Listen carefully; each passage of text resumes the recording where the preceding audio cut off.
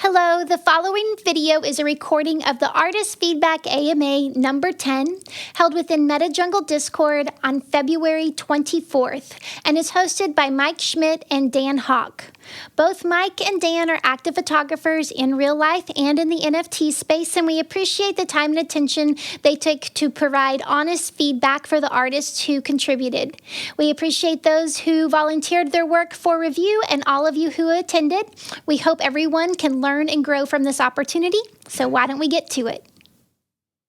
I'll probably start going. Are you gonna are you going in the order which we have it listed? I did the order that I shared them in when I shared them yesterday. Okay, so cool. Starting with Winter on the Lake. Yeah, that's perfect. So I'll just say first of all, for those who are just joining, it is really awesome to have Mike back in Ecuador, still touring and doing cool stuff, but able to find a place to log in and hang with us for a couple hours. So super stoked to have you back. Always miss your feedback and the things that you bring. So welcome back, man.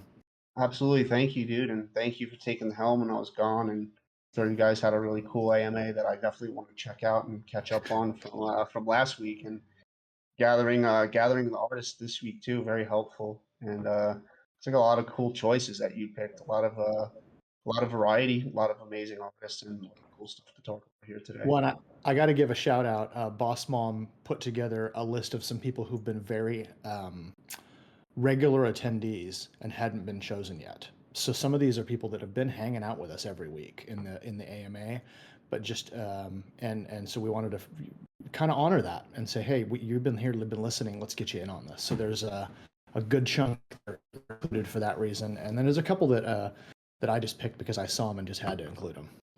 Well, that's extremely helpful. That's really helpful to have that. Thanks, Boss Mom, for doing that, because there are people here every week, learning at the AMA, and it's not our fault sometimes if someone doesn't get picked once or twice over. There's a lot of submissions and stuff like that. So really appreciate your help there, and having the what is it, vigilance or diligence, I don't know which word it is,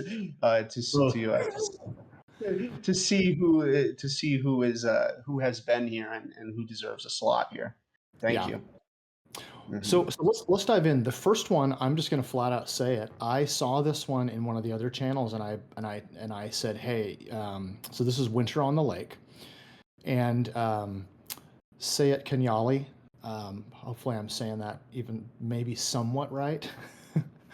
But I specifically reached out and just commented and said I would really like to see you put this one in there, because there's some I think it's a great collection for us to give feedback on. I think there's some areas it's a strong foundation in the first place, and then to be able to add to that for us to be able to give feedback, it seemed like a great candidate. So let's just dive in. Mike, do you want to go ahead? And I've got the questions that were asked, and I can share those after.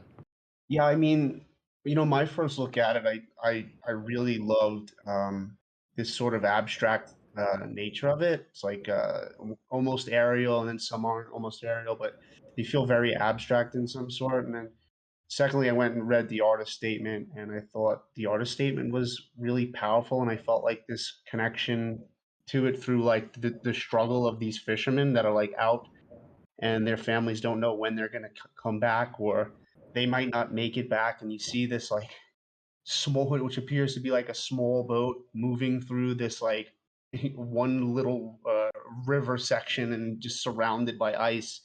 And it's, I think he said it's like a 15 year body of work. Yeah, last project that lasted about 15 years. That's really commendable that you stuck to it. And yeah, some really beautiful stuff here. That was my first initial thoughts on it. How about you, Dan? Well, I think the same. When I look through here, I love it. The winter was very harsh. By Sahir Lake, the source of income for fish froze. Now we will watch the struggle of man against nature. There are children waiting for bread at home. Things are very difficult. It is necessary to go fishing. A difficult struggle awaits us. Many fishermen get lost in this lake every year. Their families await their way. A project that lasted about 15 years, Winter in the Lake. The photographs in this collection received awards in many competitions. Man, this is great to see all these collections. You can see the edition, one of one. I live in Turkey. I've been dealing with visual arts for 25 years. Oil painting works, photography full-time. Yeah, so there's a lot of great stuff here. I love it. I graduated from photography and cameraman in high school.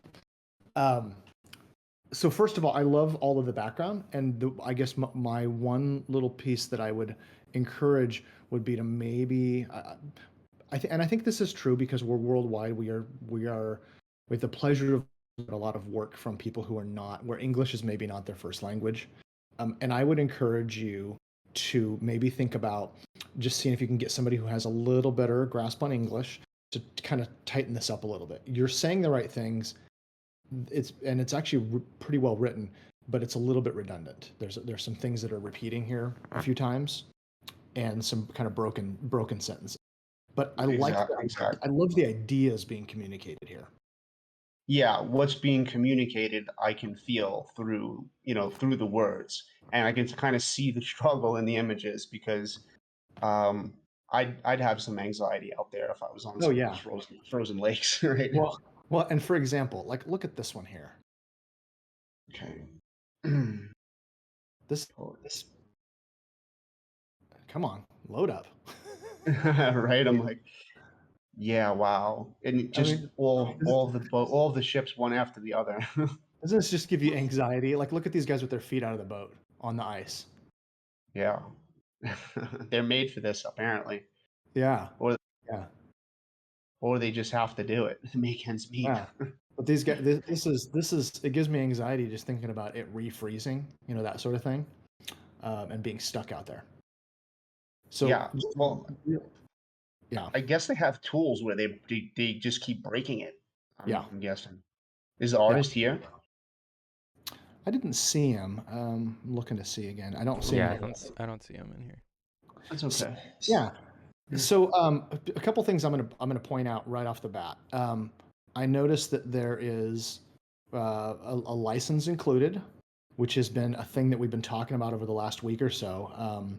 Ever since we had that big space where a couple different spaces where Alpha was able to talk a kind of about what he's hoping for, and then we also saw a major revision to the Sloika platform where Ev made some announced and made some changes. So there's a lot more talk about this stuff, and so it's great to see artists including it in the individual descriptions of these pieces. So I love it. I think it's great for everybody to know that is a thing that is being looked for on art now. And he has properties in here too. Interesting. If Now, I could give one more, I'm going to throw one more thing out there. And everybody listen to this. This is, I think, fairly important. I'm hearing this from the side from other people who are collectors and developers. You should probably put the short name of your license, the kind of license, as a property. And there's a reason why. It's because the platforms can parse properties. They can search it and they can display it. And this is precisely how Sloika shows what property or which license your image has. It's built right into the properties. so catch me up a little bit on licenses because I've been away for Yeah. a bit now. So basically, you're more collectible if you give these licenses out where they could use for advertising and such. I wouldn't even quite say that. What I would say is that when a collector buys your piece and it doesn't have any licensing indicated, then the collector doesn't really know how they can use it. So even if you're going to keep it super tight and lock it down, share that, put that in here, because then the collector knows that it can't be used for advertising, it can't be used for commercial purposes. If you want to let them use it for commercial purposes, share that and put it in here, and maybe do a little research on what those different license types are.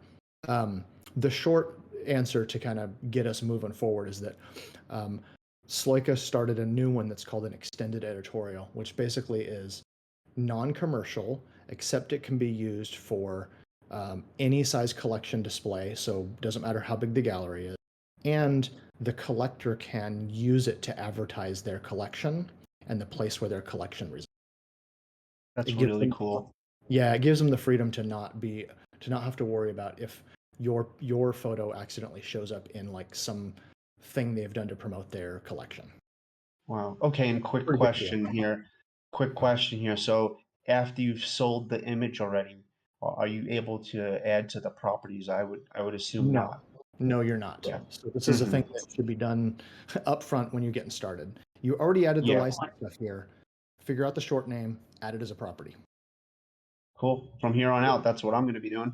And I'll show you because we've got some Seika images that are part of our collections here. So we'll see that and I'll show you guys what that looks like. But Excellent. moving forward, the questions that he was asking, first of all, quality of images. Well, we'll get to that. Are the descriptions enough when sharing? I think we can look through a few of those. Is the pricing reasonable? Why did my fourth collection not attract the attention of collectors? What are my shortcomings? So there's quite a bit of stuff here. I think we can give kind of a general overview here. So Mike, tell me what you think. I'd love to know what your take Okay. is on the collection in general and how you feel about what you would change or what you like about it. Where is it strong? Oh, I mean, I think honestly, most of the images are pretty strong. I don't know where the sunset one really fits in there. That one feels a little out of place for me. The pricing seems good to me. I don't think that it's overpriced.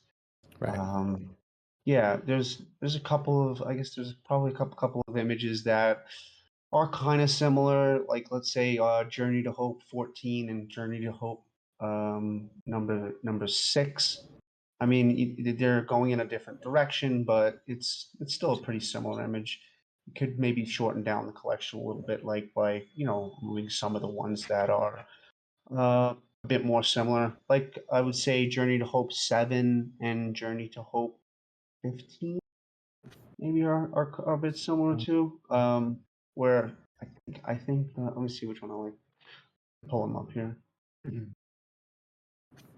They're both they're both strong to me. So I have a couple thoughts on that. I think that when I'm looking at these, there are some that are so distinctly unique. This one here, 13, right? Super unique. Um, Yeah, right. I mean, that's patterns. and this flow of this right over here. This is really cool. These S patterns, like that's Hmm. really unique. Um, this one's really unique. This Yeah. one's really unique. And I think that there's a few of these where I don't know that I would necessarily trim them back, but like to me, this one visually is very similar to color and space. Hmm. Exactly. That's the ones I was pointing out there. The Yeah. last two. And I, as much as I like this one, I think that this might be a better version of it. Yeah, so those were similar as well, where Yeah. I agree with that, where the downward version is better. And I think the abstract patterns around that, it looks like he's going down an actual highway road, and then those are city streets. Yeah. Yeah. Yeah, I think that's the stronger one. So I think if you pull the other one. This one's really I cool. love the shadow the shadow of the man that's rowing the boat on the Yeah. ice. Yeah. So when Yeah. I'm looking through here, for me, the standouts, this Hmm. one here, this one here, this one. I really Yeah. like this one here too. And I guess maybe what I would say is I don't know that there's necessarily a need to cut back, but you could very easily trim 2 or 3 out. And I think it might make the collection a little stronger. For me, the question of why is it not buying, I think just not enough people are seeing it because this is super compelling. So I hope that by us showcasing this, we get some eyes on this work. This is really, really good work. It's great photojournalism, storytelling. The colors are beautiful. You have done. I'm guessing this is from people that you are connected with. and I think you've done them proud. Like this is a really great storytelling of. Absolutely. Yeah, I love the project. I do. I really do. Like what you said, just a couple of those ones could be trimmed, and there's ones that are just obviously really stand out, and they just haven't been bought yet, and I think they're going to be. And I think this just depends on who's going to get to there first and do that. But they're Yeah. very beautiful. Yeah, so that's kind of my thoughts on it. I think it's great. We just need to get more eyes on it. Absolutely. And if I had to Cool. pick a favorite, to me, this is the winner, number 8. Number 8, huh? Let me see what I would pick. I'll tell you right now. Although that's a hard call because the shadow is really cool too, number 9. There's a lot of good ones. I actually I really enjoy the one that you pointed out before, number 13, that had the lines that led into it like that. And yeah, I think that would be mine. I also do like number 10. I also like number 10, Journey to Hope 10. Yeah, that's great. Yeah, the thing is, it's a good indication when people have different favorites within your Right. series. Because if everybody goes to the same one and wants the same one, then there's some indication that maybe you need to revisit the project because everybody's compelled to the same images. But I think it's kind of hard for me to pick actually. So Yeah, I agree. yeah. No, that's just good work. Agree. Well, let's get moving on to the next one. For sure. So the next one is if the water disappears, we will all perish. And Yeah, this is my favorite collection actually in of today that Cool. I've looked at. Yeah, I really like this one. Yeah, this is one that I saw a few days ago, and there were just some real standout pieces in here that just like, how do we not talk about this? This is Yeah. this is super I- interesting. yeah, like every image here sort of reminds me of something. Like that first one there you have there, it reminds me of like sperm swimming to an egg. There's there's some of these that remind me of an egg yolk floating somewhere. There's just they're so beautifully abstract, and they remind me of things in my life, and I can really relate to a lot of these. Like that one on the to the right with the red lines there. It's just so yeah. It reminded I didn't even see the name, but it reminded Yeah. me of blood flowing through veins, or just like something hooked up to a motherboard. Like it looks like there's a motherboard on the left side, and there's like these electronic wires just stimulating power through it. Yep. So And look at the cool. description. Yeah. Waste of a treatment plant dumped into the lake. Yeah, exactly. Crazy beautiful descriptions on this. We're gonna zoom in on this one a little bit. And the detail, look at that. I think that's one of my favorites, probably. That's really But cool. It's really hard to say. There's so many good ones. Well, I think that's one of the things about this collection is that really there is. I don't see any piece here that doesn't belong or isn't of the same quality. Yeah. So yeah, after this one. That's beautiful. Yeah. Say scroll down to the bottom, and there's one, yeah, that one that looks like a tree right below. The one that you're below that, yeah, that one. And if you click on it and read the description, it's not a tree. Like I thought that it was a picture of a tree, and I realized, and when I read his description, that it's not, and it's just so beautiful. That is wild. Yeah, it was one of the first ones that I saw with my eye, and it said, "This photo I took with a drone from about 130 meters reminded me of a dried trunk of a tree longing for water." And so it's not. It's not. It's what actually is it? It's I'm guessing it's water. Water and same. ice or something? So he's actually here in the room with us, but is muted. So I just thought I'd, Ekram, do you wanna jump in and say hi? Hey, Akram.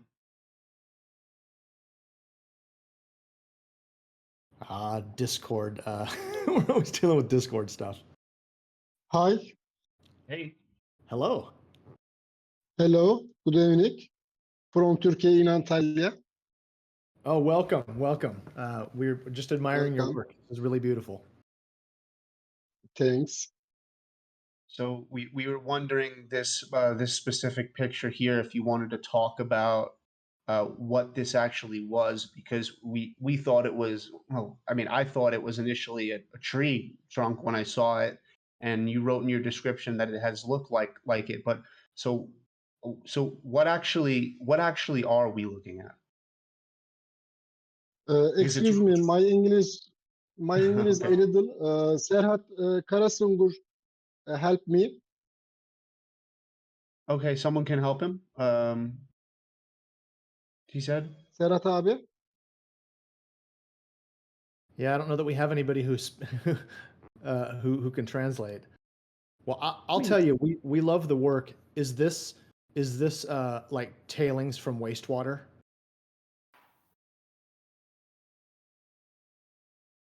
Hmm. Is this from the water? Well, Okay, I'm so gonna. it's fine. His images are speaking for themselves, so it's I okay. agree. I agree. Yeah, And it's fine. realistically, so let's just look at this again. He didn't really walk through this in the main description, but it does talk about it in some of the individual descriptions, what we're looking at. I think some Then, of them. Mike, Yes. Hi. may I help to Ekrem Yes. Yes. for translation? Sure. Hello, first of all. I hope you are all well. And Mike, Now, I hope you enjoyed your travel to Ecuador. I'm still there. How you doing, Serhat? I'm fine, thank you. Nice to hear from you. So, Thanks. you do you know, did he answer it for you? Do you want him to come back on and talk, and then you translate it over, or do you know about his project personally? I know a bit, but I can translate for him also. Ekrem Cool. abi, So, senin için anlatabilirim. Senin söylediklerini de ben çevirebilirim istersen. Teşekkür ederim. Ne sordular az önce onu öğreneyim. Do you have a specific question to Ekrem? I think we were wondering is most of this from wastewater, or is it broader than that? No, just the first one, the red one, was wastewater. Okay. But the remaining ones are the natural lakes that have threat of drought. Oh, Under the okay. threat Okay. of drought. Which makes well, sense. to the name of the without water, yeah. Okay. Wow. He took most of those photos during the August and later months when the water decreased. Wow. The red one was from the water treatment. Right. And so what about like layers of life there on the right side, that really colorful one? And actually, you can see in some of them the birds. The birds come to this region during the summer. They migrate to this region.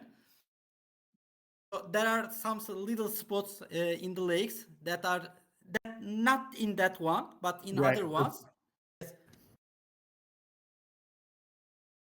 think I saw some in maybe this one. Yes. Yeah, like that flock right over the yellow. Oh, look at that. Wow. And what is that Those down are there? actually those are not birds. Those are Ekrem abi, buradaki göldeki hayvanlar ne? Bunlar göçmen kuşlar. Tamam. Buraya Yes, he Hı hı. said those are birds. Yes, those are migrating birds. Wow. Look at the blue veins too, like those blue veins coming out of it. The close-ups on this are really great.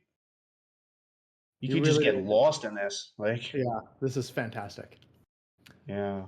Well, so I'm just going to say it. I think that this is yet again one of these collections that is absolutely gorgeous. There's not a weak piece in here. If I had to land on something I really love, that one we just looked at is really beautiful. This one here is pretty special just from the pastel colors and all the layers. Yeah. This just looks like some kind of weird painting. It doesn't even look like real life. Look how the blues change in color from dark blue to light blue. It's so beautiful. Yeah. Within each. Oh my gosh. And look at these greens on these little shelves of, I'm guessing this is like mineral deposits. Yes, both mineral deposits and also microorganisms. Due to the Perfect. microorganisms, that lake changed its color. Yeah, It looks like those paintings where you can touch the textures on the painting. Yeah. So nice. Well, this is really beautiful work. I don't know that we have I don't have any feedback artistically. I think these are just beautiful, and I'd love to see more people see them. Mike, do you have any thoughts on anything that could be done better here, or are we pretty much this is good to go? I don't have any thoughts on like what can be done better here. It's my question is just like I guess what is the artist doing to have eyes on it, you know, to have eyes on this actual work. I mean, I'm obviously gonna, go ahead and showcase this work on my own Twitter and stuff like that. But like, what has the artist done to get the work out there? And yeah, that's I guess that would be my main question, because if the work is so beautiful that I think if they're going to see some buys just from just from us showcasing it on here. But has maybe the artist needs to go into some talk spaces where there's not a language barrier in that specific talk space, or join some spaces where there's this type of work. I mean, I don't even know what to call this. I mean, drone photography, but at the same time, it's like it's on an even another level to me. So. Oh, look at this one, Mike. Look at this. Those also What? are migrating Birds. birds. And the shadows, oh my Flamingos. gosh, the shadows look like planes. The shadows look like planes. They are flamingos. Yep, Yeah. you can see that they're pink. Oh my gosh. They are under a big threat because the drought, water paces very soon. So they need to migrate to other regions. So this is a big danger for those birds. No, this is great. Well, I'll tell you what. I think we probably should move on to the next artist. I love these. I think they're beautiful. And my suggestion, and you can maybe share this with him, is just see if he can get into some spaces that where there's not maybe a language barrier, and Yes. share, because we're worldwide at this point. There's somebody's going to hear his story and connect this, and we're going to share. Right? May I make an addition? Sure. Thanks. As you said, Ekrem has a language barrier. Due to that, although me and some other friends, we are trying to help to join to spaces to talk for him. But also he needs your support. I think if you support him, we will be very happy, because although this is a very strong story, those photos all have very strong stories, and they are both visually and technically are so good. But he needs to express his story, his feelings, his thoughts. But due to the language barrier, he could not. Both help of our help to him will be better, I think. I agree. Sure. Sure. And how his activity on Twitter is as well, and has he showcasing other artists of similar work, and so people know who he is and stuff on there. Because I mean, I'll tell you the truth, I've been on I don't know if I'm going to call this a vacation, because it's more of an exploration what I've been doing, but I haven't been on Twitter as much, and I don't I haven't sold anything really, so And it just so happens to be that like the less active you are, the less chance that people are going to have eyes on your stuff. So I think being active is a huge part of it. I agree. Yeah. Well, not to cut this too short, but we do need to keep moving just so we keep getting through everybody on the list today. Yeah. Love it. Okay, great.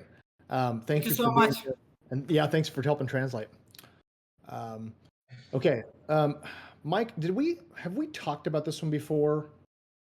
I don't think we've talked about it in an AMA. I think you and I maybe talked about it privately or something because I've seen this work before, but I didn't remember that we had talked about it in an AMA. And so it's called The Magic of Two. Mm-hmm. And hey, look at this, today's calendar date. So it was dropped a couple days ago. Palindrome date, when the day's date can be read the same way backward and forward. Oh, I remember the artist was talking about they were going to release it on 2/22. So yeah, I'd love to just look at the activity or what it is. So Magic of Two, and I think it's such an interesting idea to think, okay, two is our overriding theme here. Mm-hmm. And I think it's great to just look through this work, kind of thinking about it from that perspective. Yeah, I like that third one with the umbrella, the first one, second one. There's two in here. I really like most of these. There's two in here that feel a little out of place to me, and it's those two verticals on the bottom left there. One of them is that the one called DUE, and the editing is just so much different from all the other photos. It feels a little bit too punched on the clarity. It's definitely it definitely feels like it's part of a different body of work because of the editing in it. And then you have the one with the swings that I wasn't sure. I get it. There's two people in every swing. There is two people in every swing. You can even see on the. Yeah. I don't know if it's. I like it. I don't know if it's the composition for me that's not as strong as the other ones, or if it's the bird that's flying through that's actually hurting the image as opposed to making it stronger. This is just my own personal opinion. But when you look at something like, for instance, DEUX, or the one you're looking at, TWO, the one with the umbrella. There's some here that are, like, the compositions are like, whoa, like you're really pushing boundaries and making me think. How did you get yourself in this situation? And that one, DVA, that second one there, the second one, the first one, there's a lot of these are like really well seen and intelligent, and then you have some other ones where it's like, I think you could do better than this, and I feel that way about the one with the bird flying through the swing image. I really like this one. Same, yeah. The juxtaposition is great. I think here's what I think the concept of this collection works. Like I'll say that right off the get go. Like I think it works well. That being said, I agree. This one feels like the processing is a little off. It doesn't. There's so much relying on the twos. It's crunchy. It's very crunchy compared to the others. Are very sharp, and you can feel the dimension in the other ones. The other ones, you can feel the shadows and shapes, and then you have that one that just sort of feels like it's crunchy and a bit over processed. So it feels out of place. Yeah. But overall, I think there's a good concept here. If anything, I would say that the one thing I'm noticing is that there's also a theme of like the observer or the third wheel. And I kind of like that theme too. Yeah. I kept thinking it's supposed to be power of two, but I kept noticing the third person. But they're like the observer of the two, and if there's not a third person, it's like the photographer is the observer of the two. Yeah. So I like that. Let me just look and see if we had a I didn't remember. Okay, so the questions was pricing. He was kind of wondering if pricing felt off or wrong, and I think the pricing is fine. I don't think there's any. I think this is affordable, which if you don't have a lot of previous sales, I think makes a lot of sense. It's a seems like a pretty fair price. You're not going to be bummed out if you sell it for this much, and it doesn't feel like too much or too little. I think there's nothing wrong with it. And I think all of the questions about pricing, unless you stray so far from kind of what you see normally happening, you're probably fine. You know, if you come out and you are selling your first bit of work for 1 ETH each, I think you're going to struggle a little bit. And I think conversely, if you sell your stuff for 0.0, 0.01 or 0.015, I think you might be leaving some money on the table, because I don't think the cheap price necessarily drives traffic. I don't have anything further to say about the pricing. I think the pricing is on point.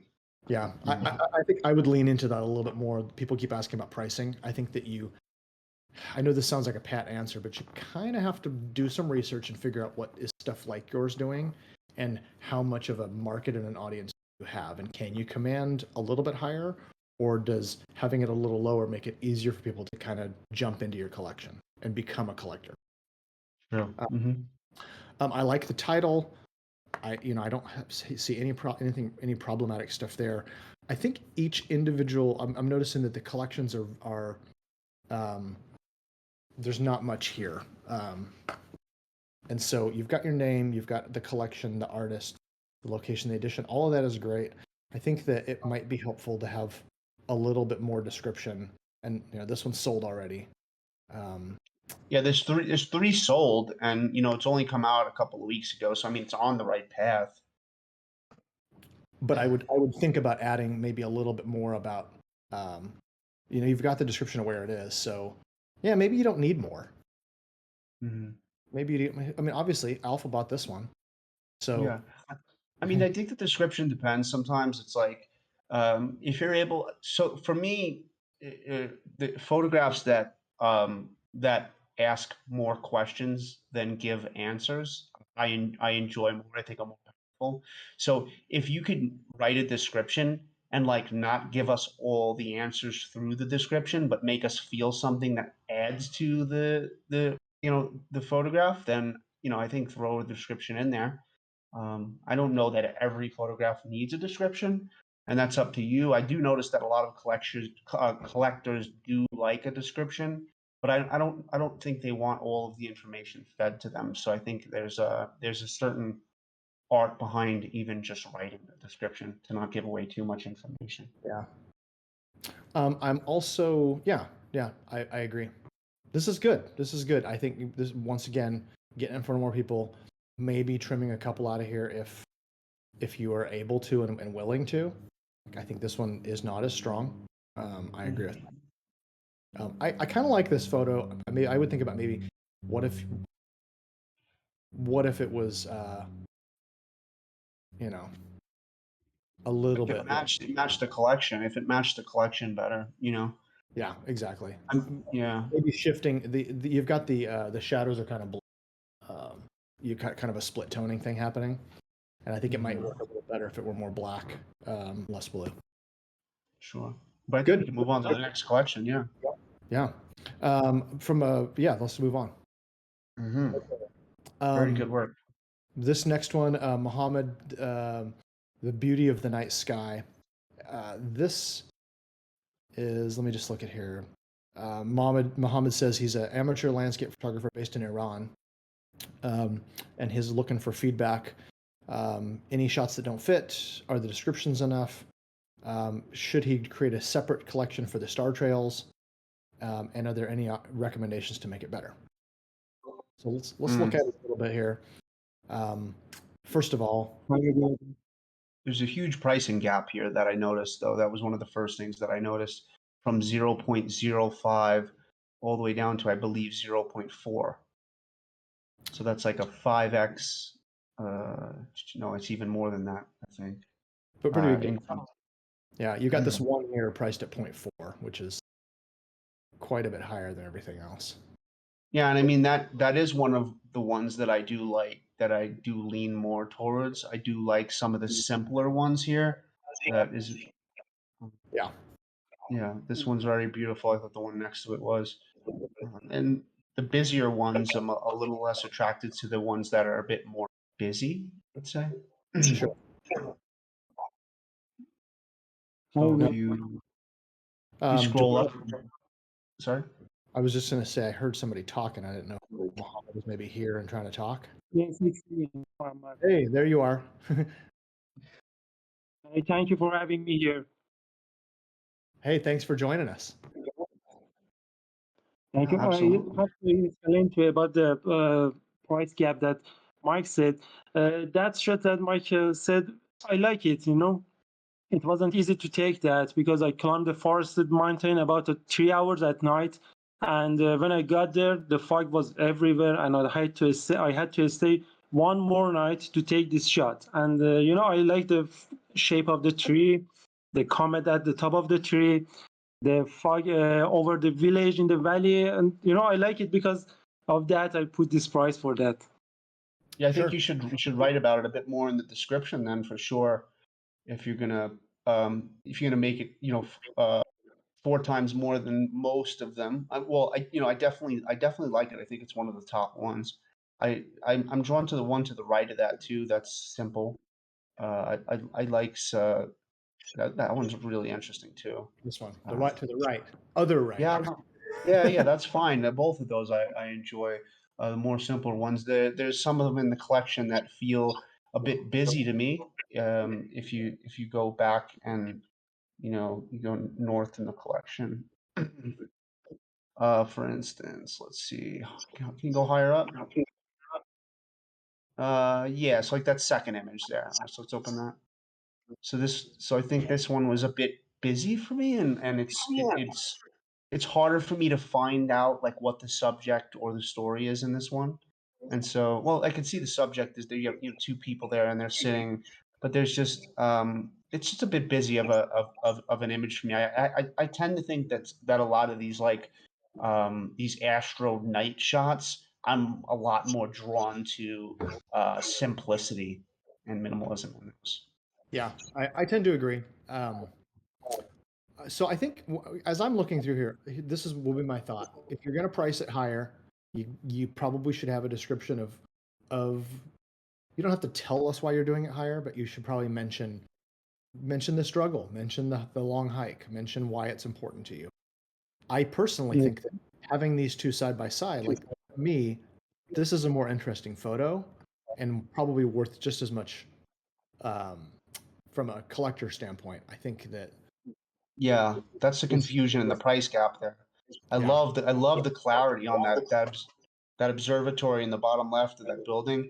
It's so clear. Like you really nailed it here. There's really no shake in the image. The star trails look great. The I'm guessing like those are city lights, maybe some of those moving car headlights. It's a beautiful shot. Really well composed. Everything's laid in the right place. Thank you. Yeah. So, in terms of some of the questions you'd asked, I think if I'm looking at what you asked about, I think that your descriptions you could broaden out your descriptions more. You just don't have a lot here on the individual pieces. So I would broaden those out and tell us more about what you're looking at.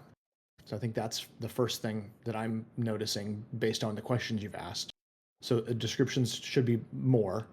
Um, in terms of shots that don't fit, I think they all fit your theme. And then you mentioned should the star trails be in a separate collection, and I don't know. I tend to think that they kind of all go together. I don't know that I would split them out. Mm-hmm. Just because I think star trails can be, some people can look at that as a little bit of a gimmick, but I think it works really well as long as it's included with other nighttime shots.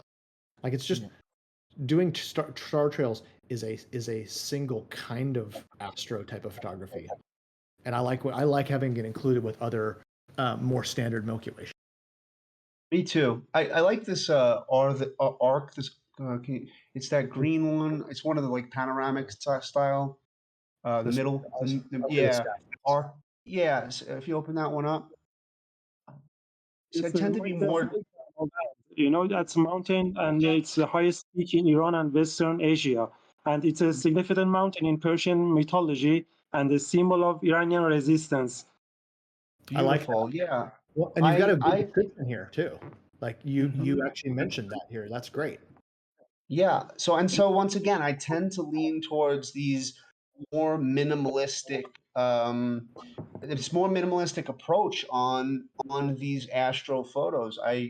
Even if I just have one simple subject like that mountain there and the that Milky Way, it's like enough for my mind to like just explode and go places where the panoramic kind of ones that are next to it are just a bit too busy for me. So like, you know, There's a little open bit it of a up. battle.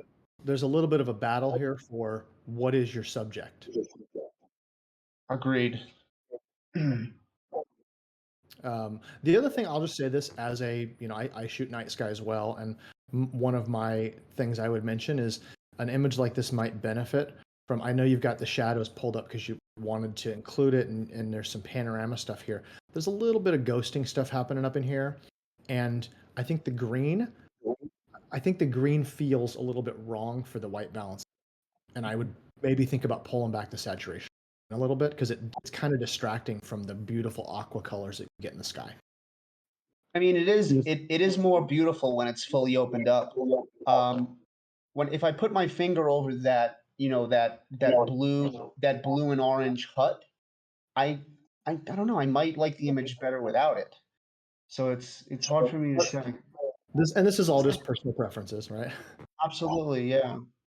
The red lights are coming from my headlight. In night, we use red headlights because it's it's better. I know how that works, Mohammed. I know how it works.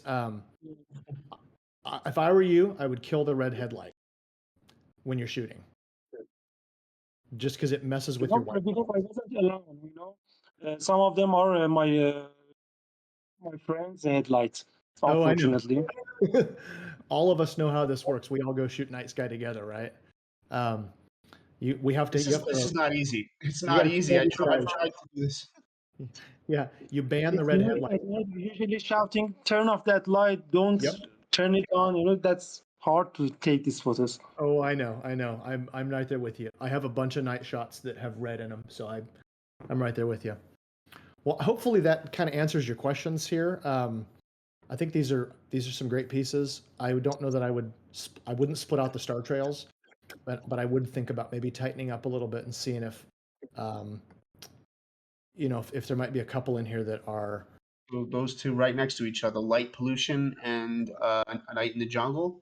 Maybe one of them goes, one of them stays. I pull that one up, light pollution. Yeah, this is a better image to me. Yeah. And I don't know that there's room for both of them. I think that they are too similar to keep both in the collection. Yeah, this is cleaner. It's cleaner all the way around. Yeah, we're not fighting to find out what the subject is here, because for me, the subject clearly is that hut, and the Milky Way flowing over that hut. And yeah, it's definitely that's definitely the stronger image for me too. Yeah. Well, let's Mohammed, thank you for being here. I think we need to move on to the next one. Thank you so much. Oh, thank you.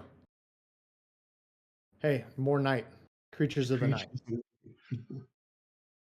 And this one is Jeffrey. Before we go on, the last one, the beauty of the night sky, he has to add in the descriptions that they're one of one in the individual descriptions. I know I wrote this down before. Oh, he does have that? Yeah. This is beauty of night sky. Maybe there was might have been one in there.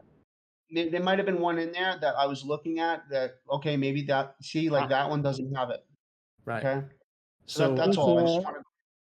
So Mohammed, can I explain for that? Yeah, go back through your descriptions and make sure you add in that they're one of ones. Yeah. It was the most challenging photos I've ever taken. because I had in that time I had a crop sensor camera and 18mm lens, and it wasn't enough wide for this shot because it was a partial lunar eclipse that takes 4 hours, and I had to calculate the moon pass over these 4 hours, and had the all the pass and this 1,000 years carbon No, and I use photo pills to calculate the moon's pass. Yep, I like it. I see what I'm looking at now. That's great. Update those descriptions. Get those one of ones in there, Mohammed. Yeah, I just wanted to mention that because that's really important now with the collectors. Okay, And then, go ahead. I'm sorry. No, it's okay. I was just going to move on to Creatures of the Night, and this one is this is Joffrey Briard, and I think this is great. Like, there's some really beautiful work in here. A lot of it is sold. A lot of it's sold. Yep. Right. 11 owners traded. Yeah. So these are super nice pricing. It's a really great price point. There's some really clean work in here. Look at this. Yeah. That's cool. Very simple. I like it. And I think what I like here is I'm not seeing just one color palette. I'm seeing lots of variation. Moon, some tail end of, this is the kind of the rear end of the Milky Way. It's the not the galactic core we always look at and everybody pictures of. This is the backside of it, which is pretty cool. You got some star trails. You've got city lights with, almost like twilight. I like that one right there. Click on that one you're on right now. That was one of my favorite ones. Oh, look at that. It's got Orion in it. It's wild. And just that water flow, that shutter speed. That's really wonderful. Feel it flowing like that, and all the layers, the rocks, the water, into the blues, the dark blue waters, into your main subject, and then the sky. It's a beautiful image.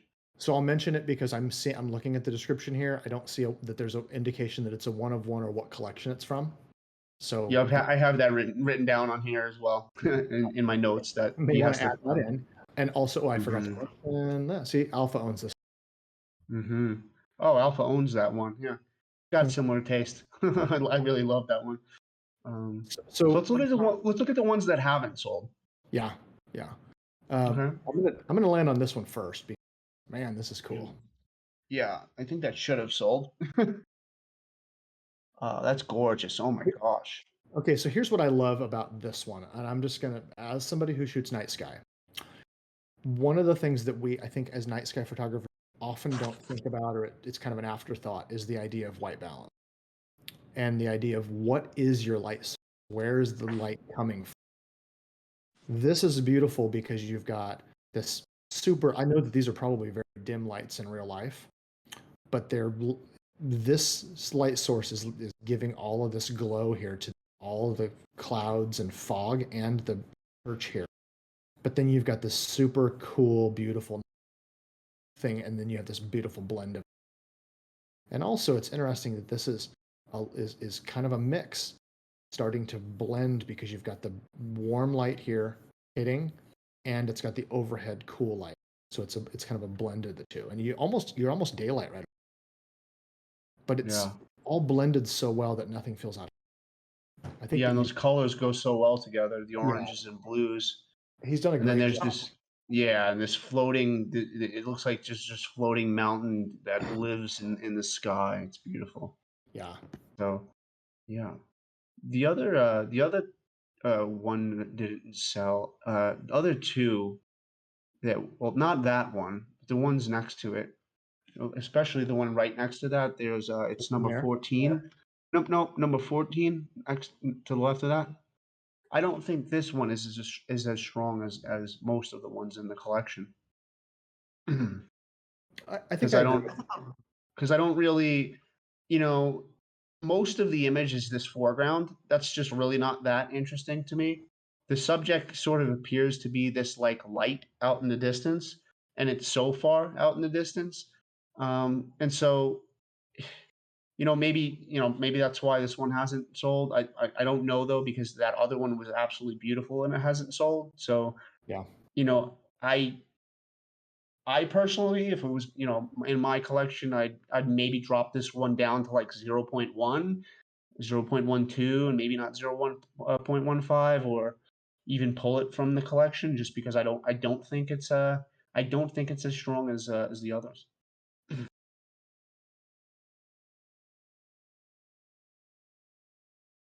Yeah, I agree. Yeah, everything else sort of yeah. has a clear subject. That one's beautiful though. That For me, didn't sell. Those two are really beautiful that didn't sell. Yeah. That one and the one just to the left of it, number one, The End of Earth. I love that one too. How This you have one- this leading line out into that white glow. Beautiful shot. Come on, OpenSea, you can do it. There we go. There you go. Yeah. This is really, really great. This feels kind of like this almost feels like a paint. Yeah. I want to be there just sitting in the foreground myself and just meditating out into that white light. I like it. I like it. There, in terms of questions, I guess I'm just going to say this. We've got this is a really successful collection, just in terms of sales. They were minted last September. Sales were slow. There's 5 left to go. Well, not anymore, right? I guess there's still 5 left. I think if anything, I don't know. With this many sold, I don't know that I would trim this. I think I would just keep talking about it, keep pushing it, keep sharing it. But I also know that as an artist, you probably want to move on and want to share some stuff if they're not September. That's how I feel about my work. Yeah. I want to move on. It's hard to say. Like, I think it's a strong collection, and I don't know that the rest of them suffer from having How many are in the collection total? 15. 15. So we're Yeah, 2/3. 14. Yeah, 14 is the only one that I really, that I'd really probably trim, but you really can't because 15 sold. Yeah. Or did it not? Did 15 sell? Because if 15 didn't sell, then you could trim 14 and turn the collection to a 14. Or, I'd leave it myself. yeah. So that's kind of my feedback. Joffrey, I think you're killing it. You've got great work here. I don't know that I would change anything. Honestly, I would probably consider that this is a great collection. Maybe talk about the few that are left. If you say of 15, there's only 5 left, they'll take a look at these and you just start sharing them occasionally. I think that you might get traction. And the other thing, this is a weird thing, but maybe share the collection and talk about who the collectors are. Share it on Twitter and just say, hey, just wanted to show you these are list a few names these people have collected from this in this collection, and you can join them and hit 5 left. Yeah, I mean, the fact that you sold that many make more collectible kind of makes people want to jump at it and look and say, hey, I want to grab one of these before it sells out. Exactly. I would do that with this picture. I would put this picture in and I would say, these are my collectors, these are left. Maybe put these 2 in post. Yeah, Stuff perfect. like that. Great idea. I saw that you're in the room here. Do you have any other little things to add, or any questions that are quick? Well, not especially. I just wanted, as I said, a feedback on the rest of the collection. Basically, when I asked for the feedback, I was still having 7 or 8 pieces left, but finally some more have gone in between. So it's good. I totally agree with what you said about number 14 because, well, it is a little bit maybe more weak picture in this collection, but I really wanted to add it because it was one of the first moonscape I was doing, and it was during a very tough period with all this COVID lockdown. So I really wanted to add it to the collection, and this is why I put it in it. But yeah, except that, yeah, maybe just pushing a little bit more on the collection and which collectors have both pieces can be interesting to do, yeah. I say trust yourself. I didn't read the description before. Trust yourself. If you think it belongs, keep it. This is a successful collection. You don't have to trim it if you don't. Yeah, this collection is doing great. It's on its way to sell out. Just like I think Dan's advice was really great on like taking that best shot that's left that I agree with, which is number 3, the Winds of Winter. and possibly posting it with number one, the end of Earth, and saying, like you said, this is how many are left. Give them an example of two that are in there, and 0.15. I think somebody smart would snatch that up, and And you got a great collection. I know this can feel a little shilly, but I think to mention, hey, this collection has some amazing collectors, and list them by name and tag them. And Yeah, then you could do that. And what will hopefully happen is some of your collectors will like it and they might share it and retweet it, and you might get a broader audience for people that actually follow your collector.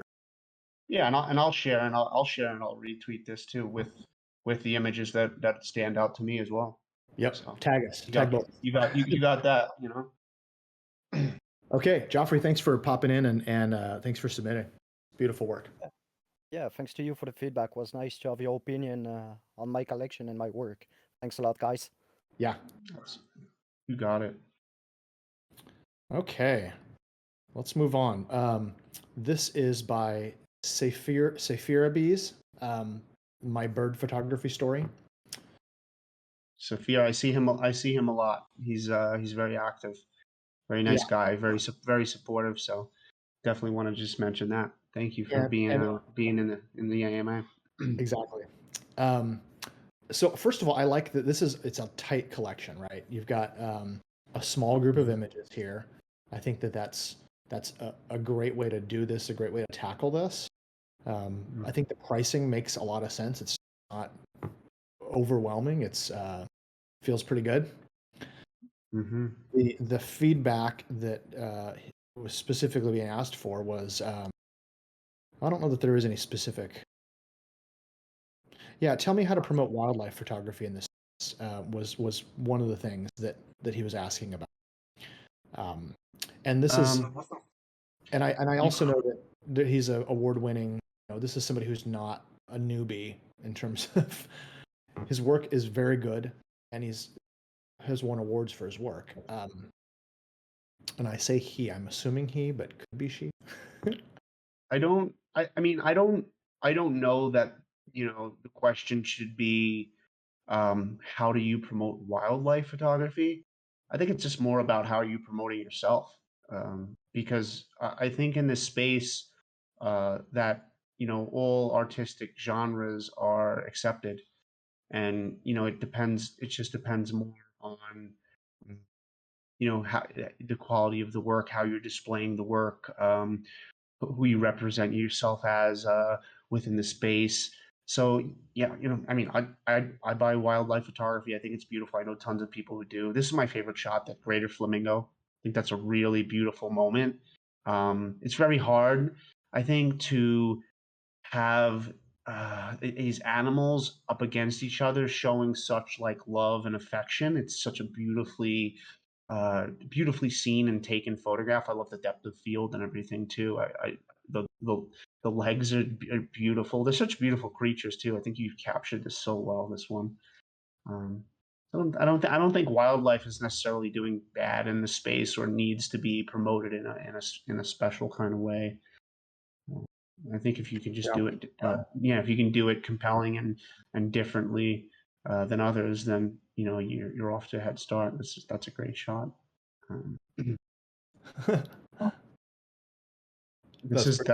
It's a beautiful shot. I don't know if I'm crazy about the title. I think it's funny, but it's that's definitely a beautiful shot. I think it's one of the standout ones with the flamingo for me.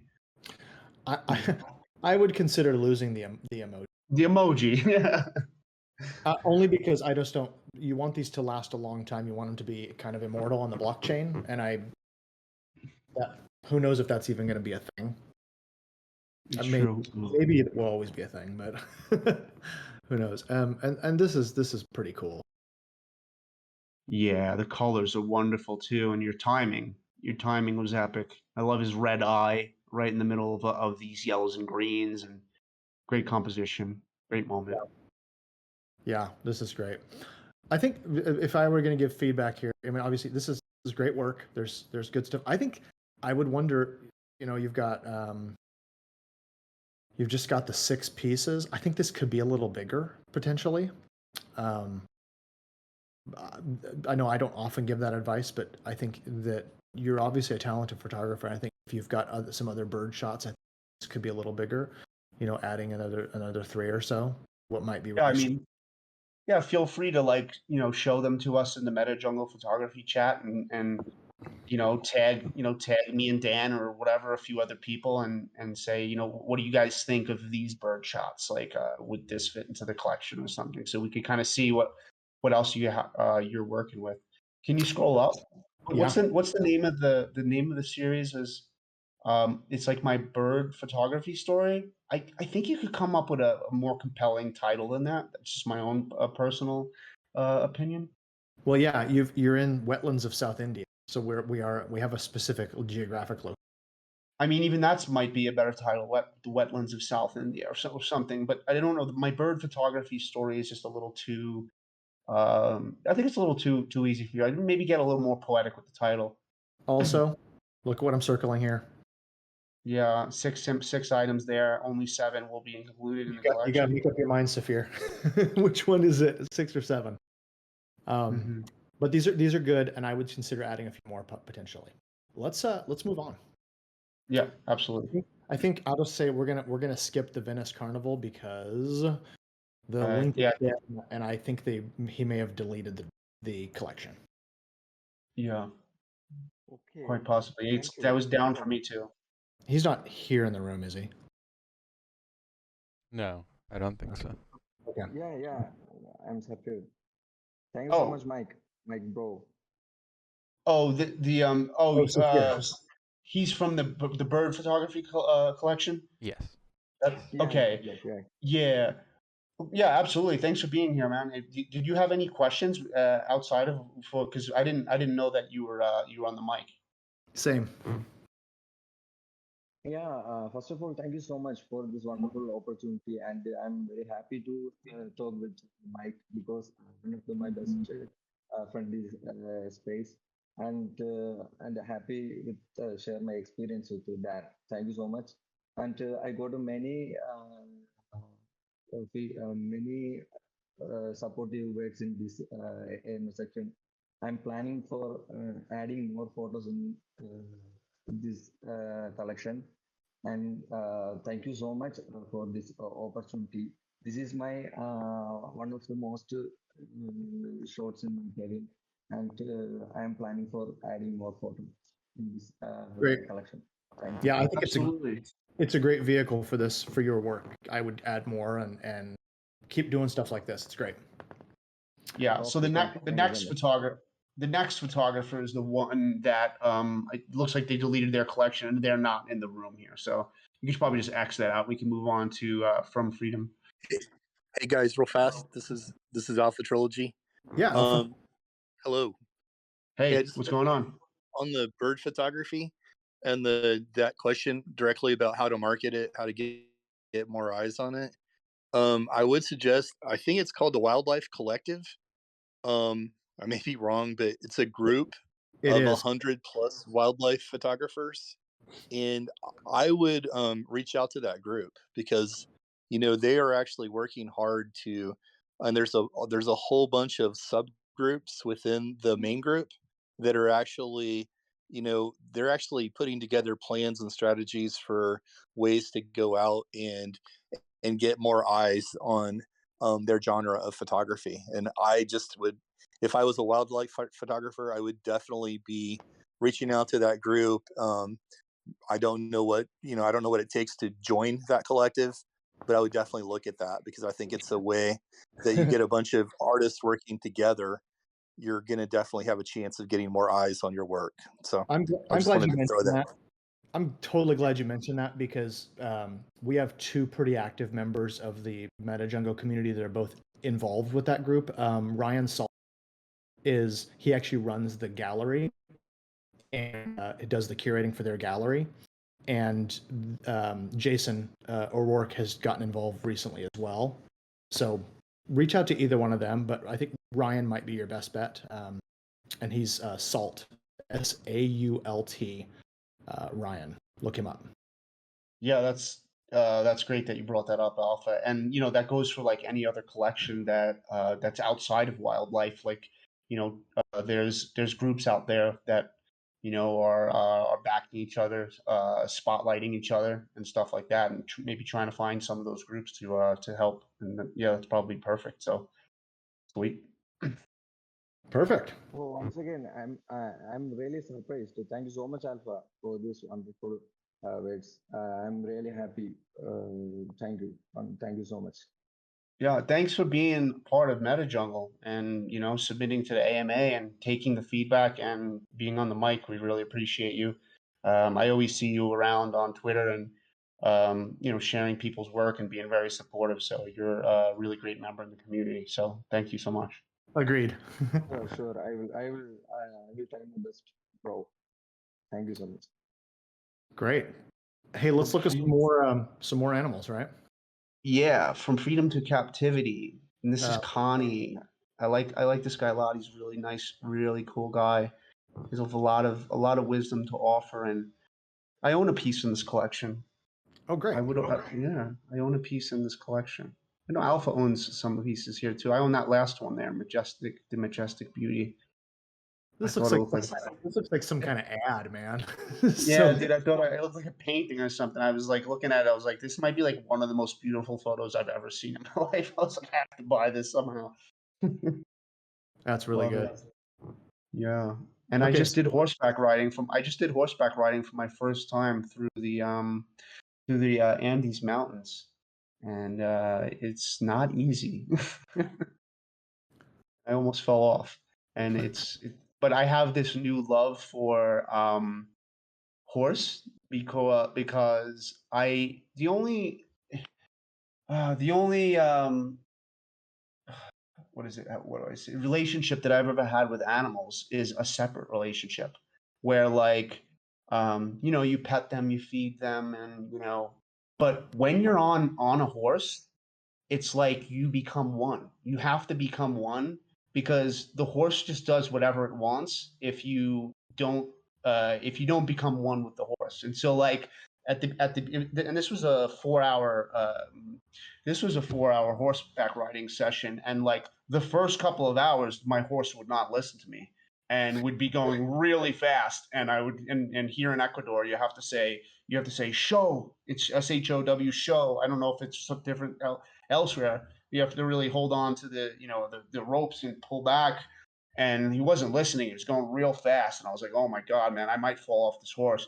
And so after that, after he stopped and slowed down with the other horse that they got up to, I realized, I had to start using a commanding voice with my horse and really taking control and putting my camera down more while I was on the horse because I was taking a lot of photographs. But I have this new love for horse. I want to own one day now because at the end of that, I developed this connection with my horse Chaco, and it was really beautiful. So these photos now even mean more to me.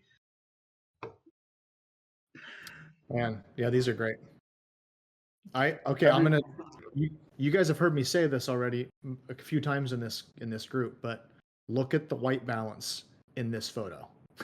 Look at what's happening. How well the temperature of the light, how it's this cold fog dust, and then you get these light beams that are just a little warmer cutting through, and then you get this beautiful golden light on the sides of the horse's face. Yeah, on the sides of their muzzle, snout, face, whatever you want to call it. Yeah, it's that atmosphere.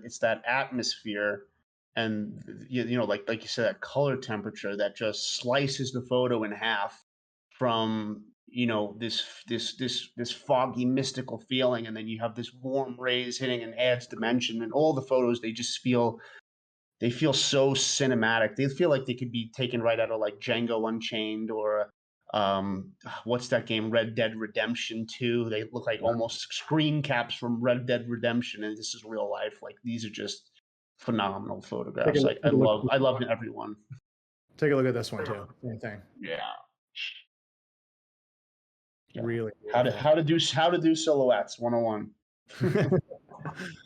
So I don't know. Is Connie here in the room with us? I didn't see. No, I didn't see him in here. Okay. So let's dig in a little bit here. Obviously, there's some working because Mike and Alpha both own pieces. One, I love the bold text here. I love the place, the collection, the edition, the unlockable content. All this is great. I think it's weird to say this because there's already pieces owned by people in the room here we trust, right? I like a little bit shorter descriptions on photos myself, because some of this goes with the whole collection, not just pieces. But in fact, I'm kind of thinking maybe most of it is, but that's okay.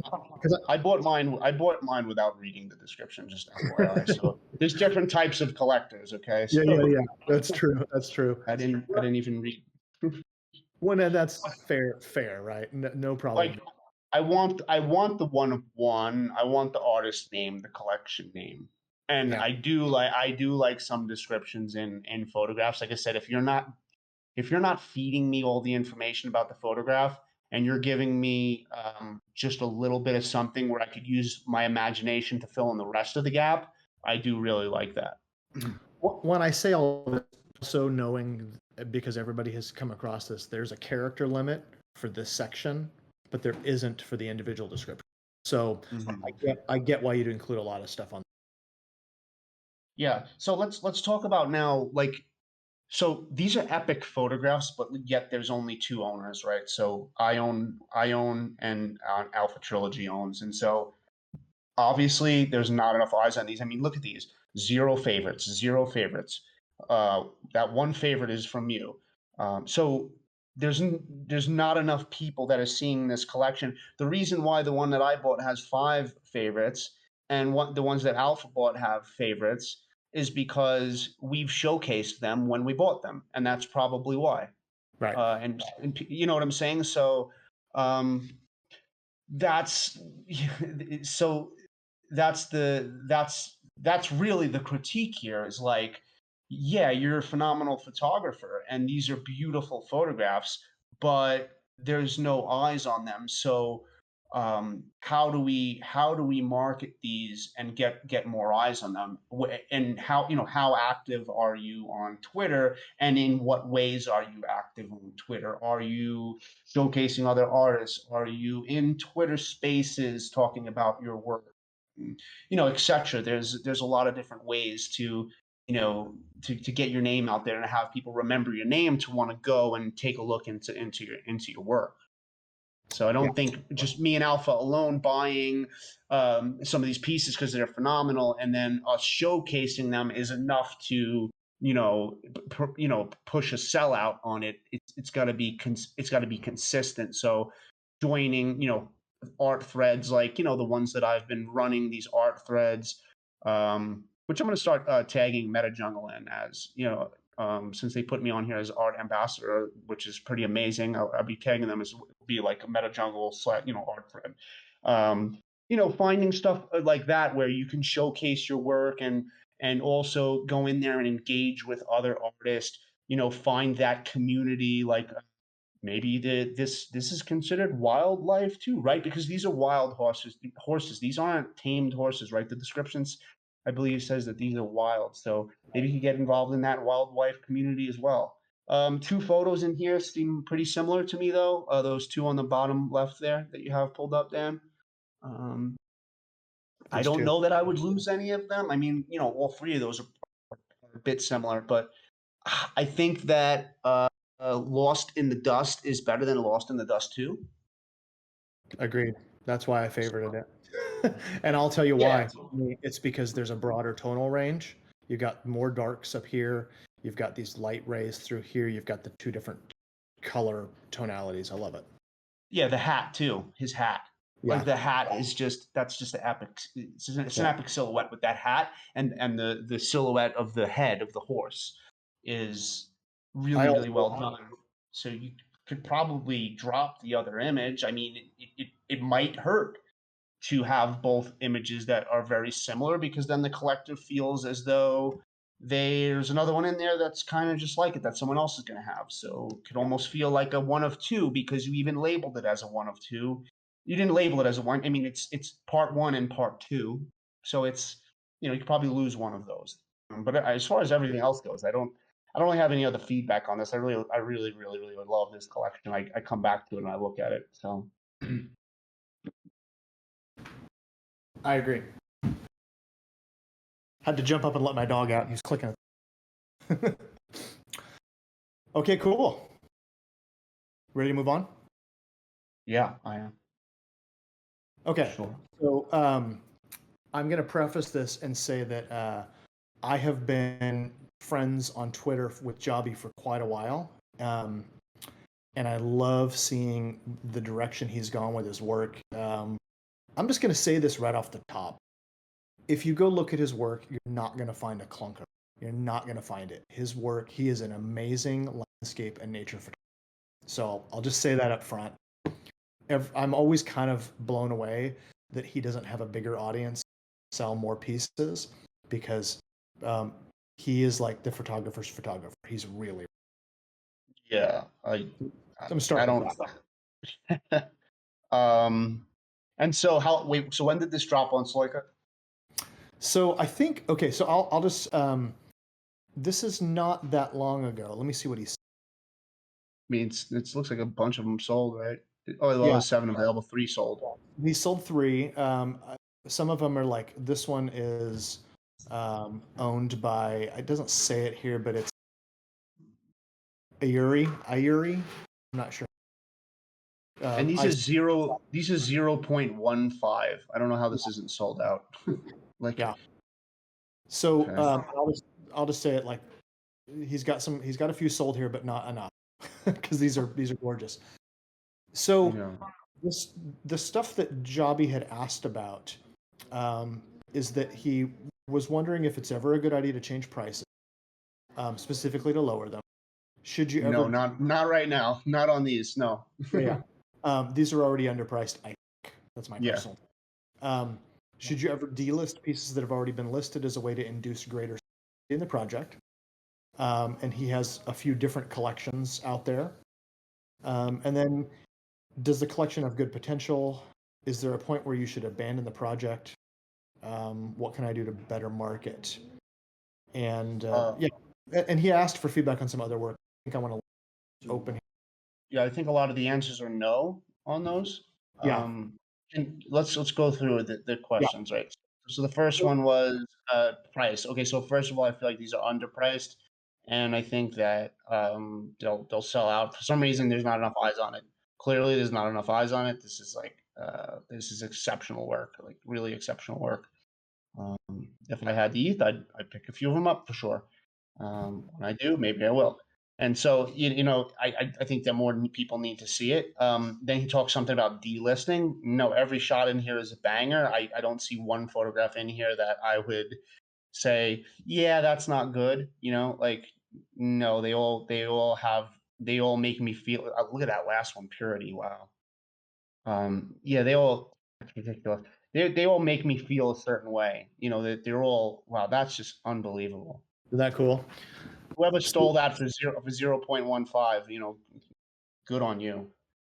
That's really wild. Because I could see that selling for like 10 ETH on Foundation or something, like getting bid up really high on that. So yeah, and see, this is what happens sometimes is where like with artists, some of the greatest artists in the world have the least confidence. And then, some of the artists that are the most amateur are the ones that are putting watermarks on their images, and they're scared that people are going to steal them. It's an interesting thing. And so, no, I don't think you should delist any of these. Like, obviously, you're a master at what you do. These are all really beautiful, textured, and I've tried to do some stuff like this on my own, and they haven't come out like this. So, yeah, I really love the work. What was the other questions, Dan? So he had asked about. So we talked about delisting. We've talked about. Obviously, yes, we think this has potential. I think this is beautiful work. I don't understand why it hasn't sold more. Is there ever a point when you should abandon the project? Specifically, this project, no.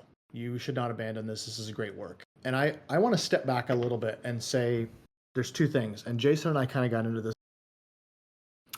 Has anybody else noticed how nice it is to work through the collection here in Sloika? It is. instead of OpenSea where you have to leave the images and come back to the image. Right. They are. You can just tab between them, and when you come down here, look at this. You've got an easy buy button. You've got your descriptions here with all the stuff, and then look at this. There's your license. Talks about what it is. It's listed here, and I think this is kind of interesting. I'm going to show you some. I'm gonna pull up. Let's see. Go. I should have pulled this up ahead of time, but I'm just going to pull up what Jobby's collection looks like when you pull it up in OpenSea. And I want to show you one of these pieces, the one we were just looking at. The resolution is probably not going to be as good. Yeah, so look at this, ripples. This is the same piece, and this is what it looks like when you pull it up in OpenSea. So look at this, look at the properties. Do you see anything here? Right. This here, this editorial rights here is in the properties, and that's how Sloika pulls it and decides to display it here. I'm going to give you guys a little heads up. Sloika is not only going to sell their own work forever. If you read through their terms and conditions, Sloika is getting ready to start allowing reselling of stuff that you bought there, but I think that there might be a chance that they start letting you sell other stuff there. Their storefront parses all this stuff out of the property, including the editorial rights here. This is why adding the rights to your properties and adding extra properties is important, because they're going to get parsed out when they show up in stores. And I'll just tell you flat out, this is a way better marketplace storefront than anything else on the market. I mean, they also make sure that your resolution is where it's supposed to be at. Like you're vetted like before you could just drop anything you want on there. Yeah. So I say that because I want you to know, not to say, hey, go do Sloika, but to say, this is what it looks like. So now you know when you mint it on other platforms, this is something to think about. Make sure your property, your rights figured out and put them in. That's my advice to you, because I think it will make a difference. Yeah, and so that question about, should you ever abandon a project?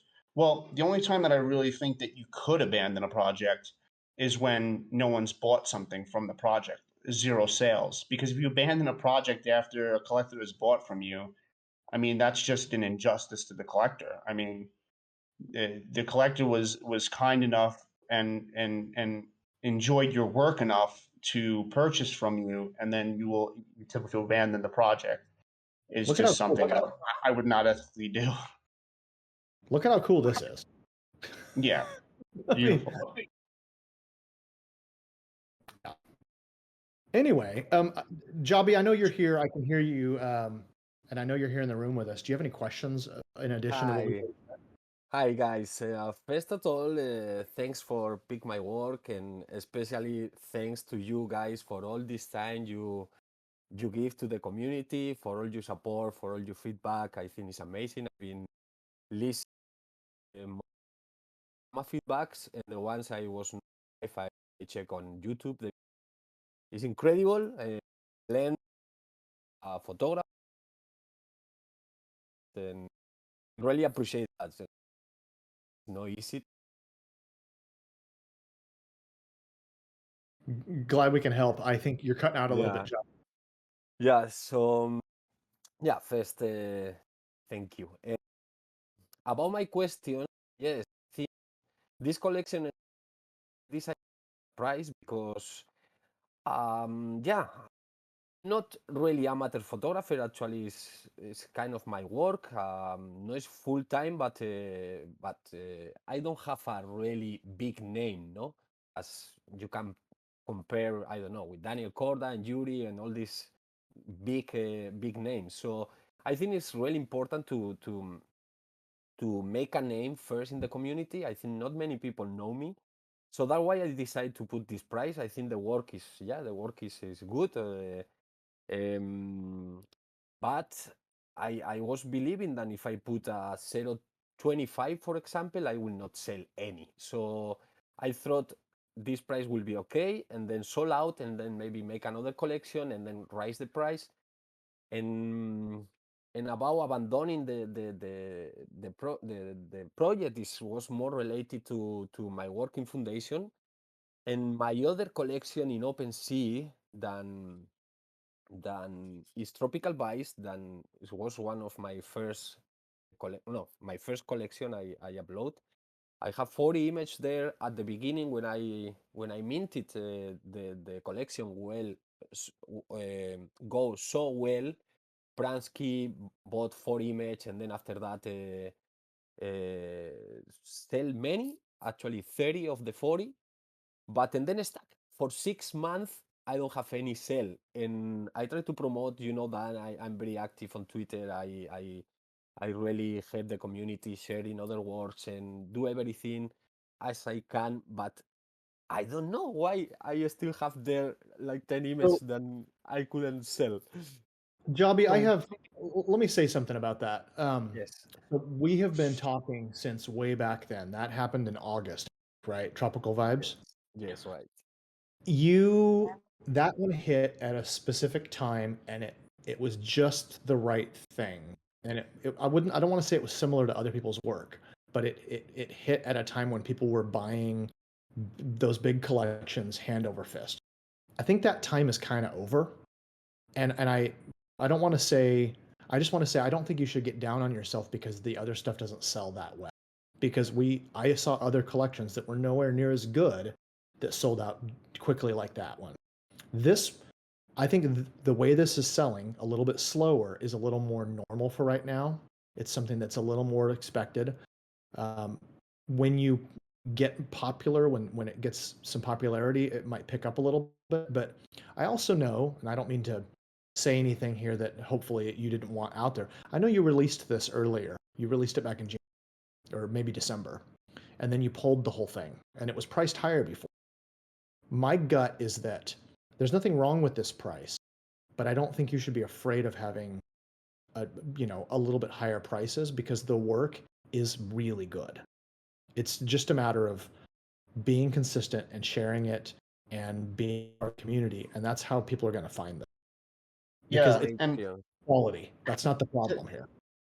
And like to add to that, I mean, so I heard you were talking about some other artists and how they had these bigger names and stuff. And so I think sometimes it's a good idea to like sit back and like wonder about why they have these bigger names and what their journey and process was like to kind of gain those bigger names where people are willing to pay these higher prices for. And um, and it's kind of a reoccurring theme, especially in this AMA where there's such great work and there's just not enough eyes on it. So like maybe we should teach a workshop about how to build relationships, market yourself, showcase other artists, and kind of build your name within the community.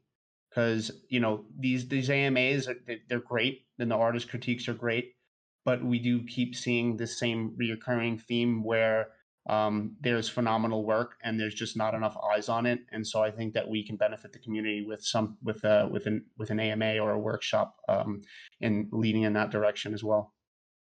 I think that is amazing. Yeah.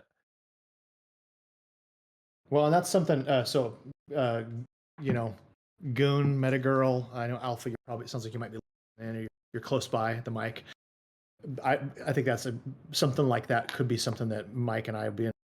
We've got so many great that can help with that too. That kind of a workshop or that kind of. I know you had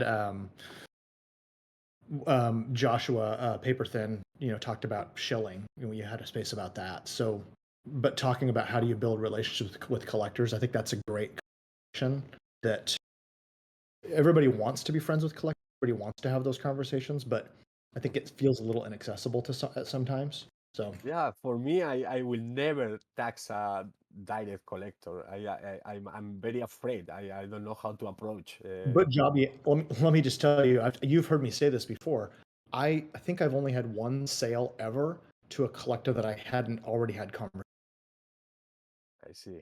Yeah, I talk to collectors. I talk to collectors quite often, but I mean, I think that has something to do with just like how I built my own name on Twitter and how I sort of figured out, areas where I was like, "Ugh, it's early in the space, and I saw something that, like, uh, I saw something that I thought needed to be fixed, and then I tried to go about fixing it, and then I made the art threads and stuff like that, and collectors started to find, really compelling work in there, and then they were surprised by all the engagement between other artists in there, and then so um, I think that a lot of the collectors that have bought from me have seen that I generally cared about other people and how they were doing within the community, and then we start DMing and stuff like that, and you just talk to them like regular people, and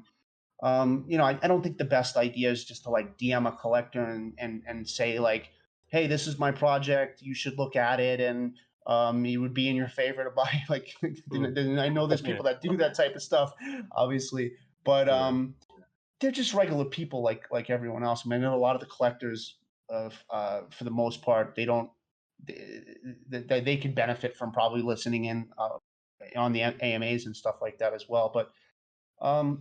Yeah, Yeah. I mean, I wouldn't say that I would not necessarily ever DM a collector, but there's a time there's a time and a place to talk with them and and show them some Understand. stuff. There's a right way to do it. Yeah, Yeah. understand. Yeah. Good. Yeah, and as a collector, this is Alpha Trilogy. I would just I would say, well, one thing when we had that space with Joshua, I think the most important thing that came out of that was we got to stop using the word shill and start using the word share, because share Right. has a completely different connotation, and I think it makes an artist feel different if they're sharing something, and it makes a collector feel different if something's being shared with them. So I think that was a really important thing that came out of that. But I love the idea of doing some workshops and really helping people figure out what is the best way to share, how to build those relationships, because I firmly believe that the future of this entire space is really going to come down to those relationships, and the success you have individually and collective success within the space is going to be determined by the relationships built. But it's easier said than done. I mean, there's a right way to do it and there's a wrong way, because you can if you do it the wrong way, you can set yourself backwards, and you don't want to do that. So I love the idea of doing that, and I think I mean, it's for myself. I watch what artists are doing. I see how they're communicating with other people, um, with each other, and it plays a big part in my buying decisions. So I love the idea of doing some workshops to kind of help people that want to be helped kind of figure out how to navigate that, because I know we're in a brand new world and there's no rules, so it'd be interesting to try and figure it out. Yeah, absolutely. Something that really helped me a lot in the beginning, even when I had 50 followers, when I just moved over to Twitter from Instagram, was quote retweeting. So, um, I would quote retweet artists that I really looked up to, that were doing really well in the space, or that I just admired their work. And instead of just hitting retweet, just having it on your feed, I would press quote retweet, and then I would write something compelling about how their work made me feel and why, people should be looking at it. And, the power of that is that, one, you could build a relationship with someone that you never thought that you could build a relationship with, because on Instagram, those people would never respond to you. But this is such a small world that, now those artists will respond to you, and you have another chance that they might have a following of 60,000 or 100,000, and then they really like what you wrote about them, and then all of a sudden they retweet your tweet, and you only have 50 followers, and now now you are seen by an audience of 100K, possibly. So there's a huge power in quote retweeting over just retweeting, taking that extra step to sort of spotlight someone. And I used to have this mentality, which is the wrong mentality, where it's like, why would I showcase someone that's doing way better than me? Then the attention comes off of me, and that's not the right mentality. Because once I started actually, showcasing these artists, I would realize that now those artists had respect for me, and other people had respect that I was taking the focus off of myself and putting it towards other people. And then I learned that, wow, I actually love showcasing other people, and there's just and that that benefit that comes along with it is that you know you grow because they're already grown, and then you can grow through that growth. So but that and that's just one avenue that we could talk about, but that's a good avenue to start. Yeah, I'm totally agree with what you say. And actually, then now you mention about the Instagram. I have a large follower in Instagram, like 26K or something like this. But one of the best things NFT bring to me is the connections I get to another people. For example, Dan, I didn't know him on Instagram, and many other photographers that now I become friends, and I have connection all around the world, and it's all thanks for the Twitter and for the NFTs.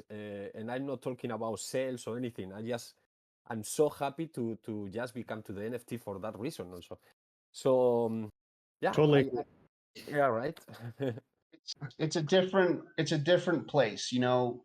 Instagram is, Facebook, Instagram's Web 2 sort of revolves around a more superficial idea of, I have more likes than you and I have more Yeah. followers, and Yeah. people tend to lean towards, what's popular. So they stray from their own artist vision and they start taking photographs where they have their hand out and there's a beautiful girl holding their hand, and you could see a beautiful landscape behind them, or they're sitting on top of a building and there you can see their feet and there's a cityscape. And then all these artists start doing the same thing over and over again Yeah. because it works on that platform. And now we're moving into Web3, where this is just a space where people are thinking more less one-dimensionally, where people were thinking on a more one-dimensional level there, where there's people here that are looking at things from a multitude of different angles.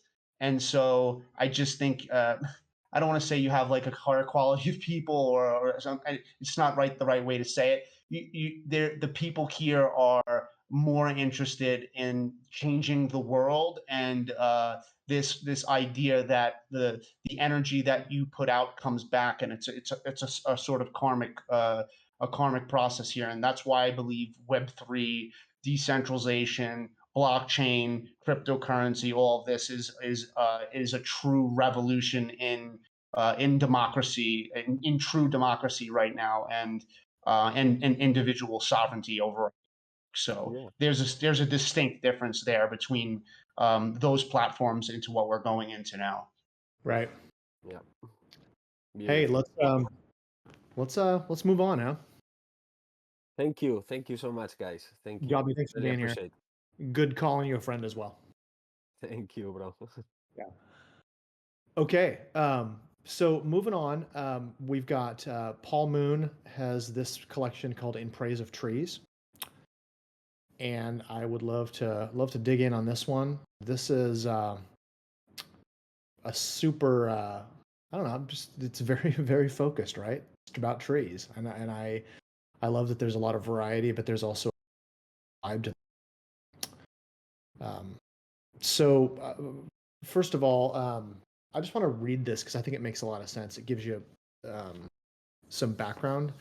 Trees are one of my favorite subjects of immense character and can add drama and landscape photographs. Whether alone in an open landscape, growing in dense woodland, people are drawn to trees. Nothing beats the sights of spring woodland flowers or autumn color, and they have so much wildlife. Essential for healthy and very. I've built up this collection of one-of-one NFTs over many years, mostly in the local landscape of the Wolds. Some only 5-minute walk from my front doorstep. It covers all the dramatic seasons of the UK, spring, summer, autumn, and winter. I'll add more images to the collection as I sell some, but the total will be 20 images. I hope you take time to look, absorb, meditate, wonderful structures that help to provide the oxygen we breathe. We praise the trees. Yeah, I think that's a perfect artist statement where it's like, you know, you're giving this information about trees and what they do for us, and the word breathe and all of that, and you're not giving us like too much information, but just written in such a like a beautifully poetic way. I really enjoyed listening to that artist statement. You've got a great description here on the individual pieces as well. Does he have the one of one and stuff listed in there? I didn't see. If you scroll down. No, there's Yeah. none of that. Yeah, so definitely add the your artist name, your the collection name, and then one of one if it's a one of one. I assume it's a one of one, because that's basically the metadata or EXIF data, whatever you want to call it. That's going to stay with the collector once you sell that piece. That sticks with the collector. Once the collector has that, you cannot edit that information, and that's a huge thing for collectors, because that's sort of their receipt.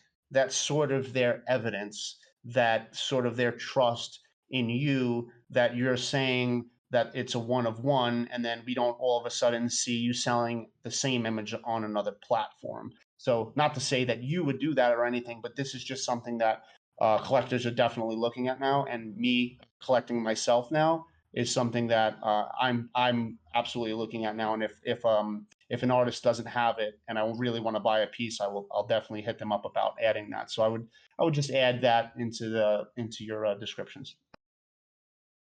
Yeah. And I'm looking through, just they're all, that's kind of consistent. The descriptions are all good.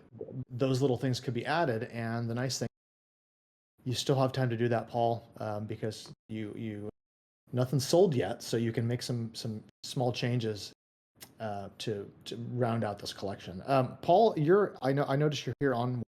Are you able to talk?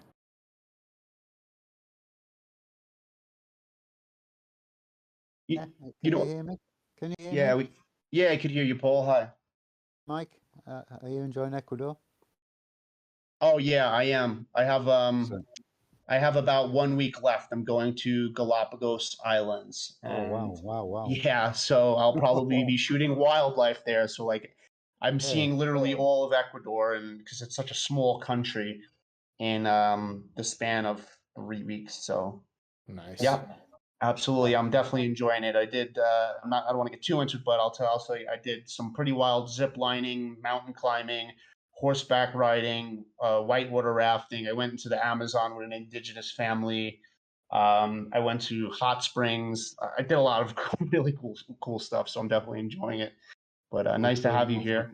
Yeah, nice. Yeah, hi Dan. Hi Dan. How are you? Well, I'm doing great. Good to have you on here.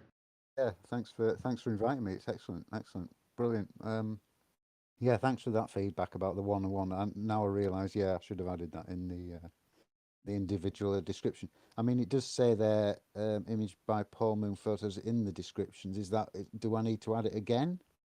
So the reason why we bring it up is because while we're all so I think we've all gotten used to the way OpenSea looks, but it's good to realize that every single different platform looks different. And sometimes it has a really nice bold place where it puts the creator name. But in your case, your name is your creator name. Some people, though, their wallet address shows up there, like where they minted it from, and they minted their address, and it doesn't show up as. So sometimes it's just good to realize, if at any point in the future you ever change the wallet name or something like that happens, that could end up being somewhere it doesn't match. So if you add it to the description, it'll get minted along with the piece, because these are OpenSea lazy minted. So when they get sold, it'll get added to the blockchain with whatever's in the description. So adding that more detailed description with your name, the name of the collection, and that it's a one of one, that just makes sure that it travels forward regardless of what No, happens, or that's what fine. platform you decide to show. Yeah. What about Exactly. pricing? Anything about pricing there that's Pricing concerns? looks pretty good to me. Yeah. Can you scroll down, Dan? All the pricing is the same, right? 0.2. Yeah. Yeah, yeah. Yeah, pricing I looks mean, good. is there any Um, that kind of don't sort of fit, or with the rest of the series? I mean, is it some that look uh, too similar? maybe this icing one is hard to fit, but it's also really great. It's one of my favorites. I really enjoy Tranquility. That Solitude one you were just on is beautiful. Solitude, Tranquility, Attention. Yeah, Tranquility, click that one. Um, I love how dimensional this image is. I love how the mist, how you can see the layers through the mist. This one's a really beautiful standout shot for me. Hey, there's a boot in there. There's a boot in there. There's a There boot. is. Yeah. Imagine on Sloika, you could probably see the name brand. I was um, gonna say I've got some stuff on Sloika, but nothing sold yet. But say it's a higher yeah. price point. Mhm. Yeah, I don't think there's anything wrong with the prices here, Paul. I mean, I think, once again, like I said earlier, I don't know if you caught this. I think price is one of those things where people are fearful that the price is going to keep people away, or they're fearful that it's going to be too low and people will think, oh, this must not be good work. And I just don't think that's the case. I think within a window, anything in that, 0.1 to up to a, 0.1 to like 0.5 is kind of a range that I don't think it's too expensive. It's kind of affordable. Yeah. Yeah. When you I mean, push, it's what, it's $500, isn't it? Around yeah, 0.2. So it's not, it's not, and the work that's gone into this collection, it's kind of it's a good price, really, considering what yeah, the years that's gone into it, and yeah. I Yeah, think I don't think price is really, I don't think your price is an issue. I think people are making too big of a deal out of that. I think artists are all concerned that they're going to get the pricing wrong, and I think you can maybe stop worrying about it as much and or look at what are your peers doing. Will give you a barometer of, are you in the right ballpark, and then from that point you can work out your cost of doing business as a professional photographer and decide what to do from there. You might need to charge more because you might need, and thinking about it, if you mint on foundation, you charge a little more because it costs more money to make, right? Yeah, I've got Yeah. I've got a couple on foundation for 0.3, which isn't a lot more, to be honest. You're only going to see half that once it's sold when you consider what it costs you to mint it and foundation taking their cut. So good to think about your pricing from a business perspective of, do I feel good about it, but also does it cover my costs as an artist? And to me, 0.2 as a lazy minted OpenSea collection totally makes sense, because we all know there's not much overhead. Yeah. I mean, the thing is, I mean, pricing is a good question though. I mean, I see a trend lately with there's a lot of like really amazing photographers too that are like pricing their stuff at 0.1 on OpenSea, and it it will sort of hurt the rest of us because we see that they're pricing it that low, and then it kind of creates this situation where it's like, well, is this the new price range for work at this quality? And it's, I mean, I take for instance like the gentleman who did the 57 moments with the volcanic, when all the pieces were like 0.1, and but that was a really phenomenal series. And then so I started questioning myself, well, what should my next series be priced at and stuff. So yeah, I think price is like it's something that I think the space is just it's gonna change over time based on what people are doing. But I don't think asking 0.2 is asking a lot. And on foundation, I ask more than that because there's obviously all these costs involved and stuff. So Right. yeah, but you're in a good price point. do you would putting another collection up of different subject matter be a bad choice, or keep this one and try and get some traction on it first. The traction on this one. Yeah, why don't you jump in on that, Mike? Because I think you and I have maybe slightly different opinions on this, but Wait, was he saying start another collection while Got this one the- has no sales, or? Yeah, no, I'm kind of tempted. I've got obviously different subject, Well- different landscape shots. Yeah, I mean, first of all, I'll start off by saying that, I don't think that there's any rules. Okay, like I don't truly believe in the fact that there's any rules, especially where we're artists. We sort of make our own rules. I have a few collections out there right now, right? So, one of them, for instance, I have no sales on. It's on Foundation. Do I want to have multiple collections on OpenSea that have no sales? I don't. If it's a separate platform, then I think that there's like a bit more latitude in doing that. The problem with doing that, though, is that now you sort of have to market multiple projects. So you're going to look like you're shilling a lot when you have to use a lot of your time to market your own work. Whereas if you have one project out there, you could showcase a lot of other people's work and just keep your one project pinned on your on your Twitter, and you could bring a lot of traffic to your page just by that without even having to really shill your own work. And then, once in a while in, threads that come out that are asking to see collections, you post if you post one or two of the best images that you think from your collection, you say, come take a look at the collection and such. All different ways of getting eyes on your work. Is this your only collection that you have out right now? Oh no, like I said earlier, I do have a Soleika collection as well. Oh yeah, which is- Soleika collection. That's fine. It's I think that it's okay. I think it's okay that it's fine. I do think that you should try to focus on getting these collections sold for sure. And getting in figuring out why there's not enough eyes on it and how you can get more eyes on it, and follow people that. Go ahead. I'm sorry. I try and do a lot. I do put this out there a little bit, but I kind of try and push more the Soleika platform because I think that's got more legs. I've not sold on there yet, but I think I enjoy being part of that platform, so I tend to try and push that collection more, and also the other artists on that platform. yeah, Yeah. I tend to agree. I like the platform a lot.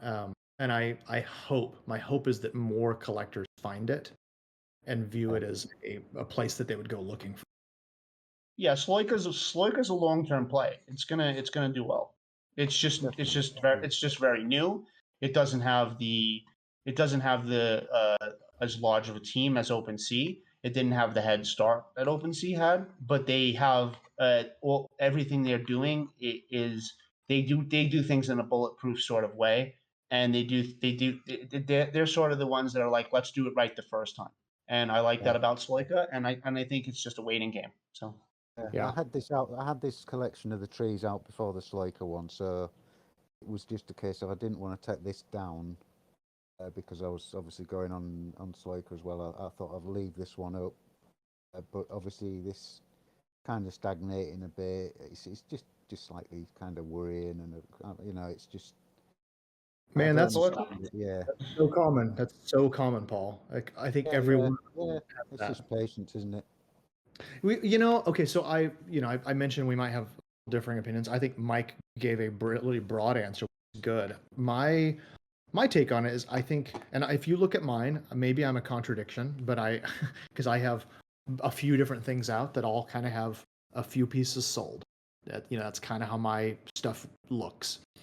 I tend to think that if you only have the one collection and you just hang on to that and you sharing that one thing, well, what's going on with you as an artist if you don't ever share the broader work that you have? So you have to strike a balance between having work that you really love that you want to share and not releasing so much that people can't identify you.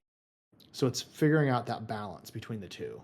And I think that having multiple collections, different styles or with different subjects can be really strong. There are a lot of artists who do that really well. But it also, if you do that too much, then you end up kind of watering down your own branding and your own brand identity in terms of what your work looks like and how people view you and how they see Yeah, and yeah. so the reason why I say that there's no rules, because I thought there was rules at first, and I thought that you had to completely sell, because people told me this. Like, you have to sell out your collection. You can't do another collection because then collectors aren't going to be interested in you if the first collection didn't sell out. And well, you know what? I had sold out my first collection. Then the second collection I put out, which was an Italian American story. I had only sold 4 pieces there, right? And had I just sat and said, I'm not doing anything else, I'm not showcasing any other of my work before this sells out, well, then I put together that body of work, Infoscapes, and the whole body of work sold out while the Italian American story sat stagnant. So I'm happy with the choice that I made, that I put another body of work out there. Is it the right choice for everyone? Maybe not. I mean, I'm very active. Like I have built a lot of people behind me that are willing to support and share that collection, that Infoscapes collection, when it came out. And I priced it like at between 0.1 and 0.8 or something. I'm sorry, 0.1 and 0.18. And so the price level was there and stuff. And so, yeah, I don't, there's, there's, there's rules, I guess. And then there's like rules that you can break. And you kind of have to figure out as an artist yourself, because I don't regret coming out with that because it's sold out. Right. And so, yeah, and I think my Italian American story series will eventually sell out, and I'll be patient with it over time, and I'm looking at this as a long term play. Everything within this space, I think it's very long term. I think we're really early, so yeah, that's my opinion on it. It's it is kind of broad, and it's just kind of like you just got to kind of feel it out. You have to figure it out yourself. And I think having one on Sloika and one on OpenSea is fine. But we should look at your collection a little bit more in praise of trees. Hey, if you guys will indulge me and let me give you a collector's viewpoint on that. Please. So I think Mike, what you're talking about, where you had a collection and you sold part of it. It was kind of stalled out. You put up another collection. That collection sold out. I think one of the things there you got to keep in mind is those collections were completely and totally different, and I think that's great. But if you're an artist and you have one style, and you stay really consistent with that, if you put up collections that are very similar in style, maybe similar in theme to the last collection that you put out, which still isn't sold, then I think you really start muddling it, and you can literally drown yourself by just continuing to put out a supply of the same things. But if you have That's a different solid point. styles, if you have different styles, then I think it's great. And so that's the part that I think as an artist, they have to decide for themselves, that part of it. But you just got to be really careful about putting a collection out that's very similar to an existing collection you have that you haven't sold. Because when I see that, it definitely, I don't know, it throws up red flags for me from a buying perspective. Really good feedback that I didn't consider when I was speaking about myself. And so as a photographer myself, I tend to shoot a lot of different things. And I remember one of my photo instructors said, like, you can just go out and shoot, which is when we were shooting film, and then you can take different images and put them in different shoe boxes. And one day you'll have 5 shoe boxes, and they'll be all different types of collections. And so if all your shoe boxes are of a similar collection, which is not a bad thing, because then that means that you've sort of you sort of have a distinct style that people know you by, which is a really great thing. Then that's completely different. And I think it's right what he says about muddling down the next series if it's similar to the last. So since my Infrascapes White series sold out, the Infrascapes Red one that I'm working on now, I would probably drop it with the fact that I have a series on Foundation right now that hasn't sold because the Infrascapes White had a lot of hype, and I think the Red will be better, and I think that there will be there'll be something there for that. So yeah, I guess it's two different. It's almost apples and oranges in that situation. That was a really good point. Nice. Yeah, and then Yeah. definitely, totally okay to have work on different platforms, obviously.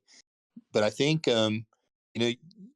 before just sticking it out there, you might actually benefit from putting together a strategy behind it.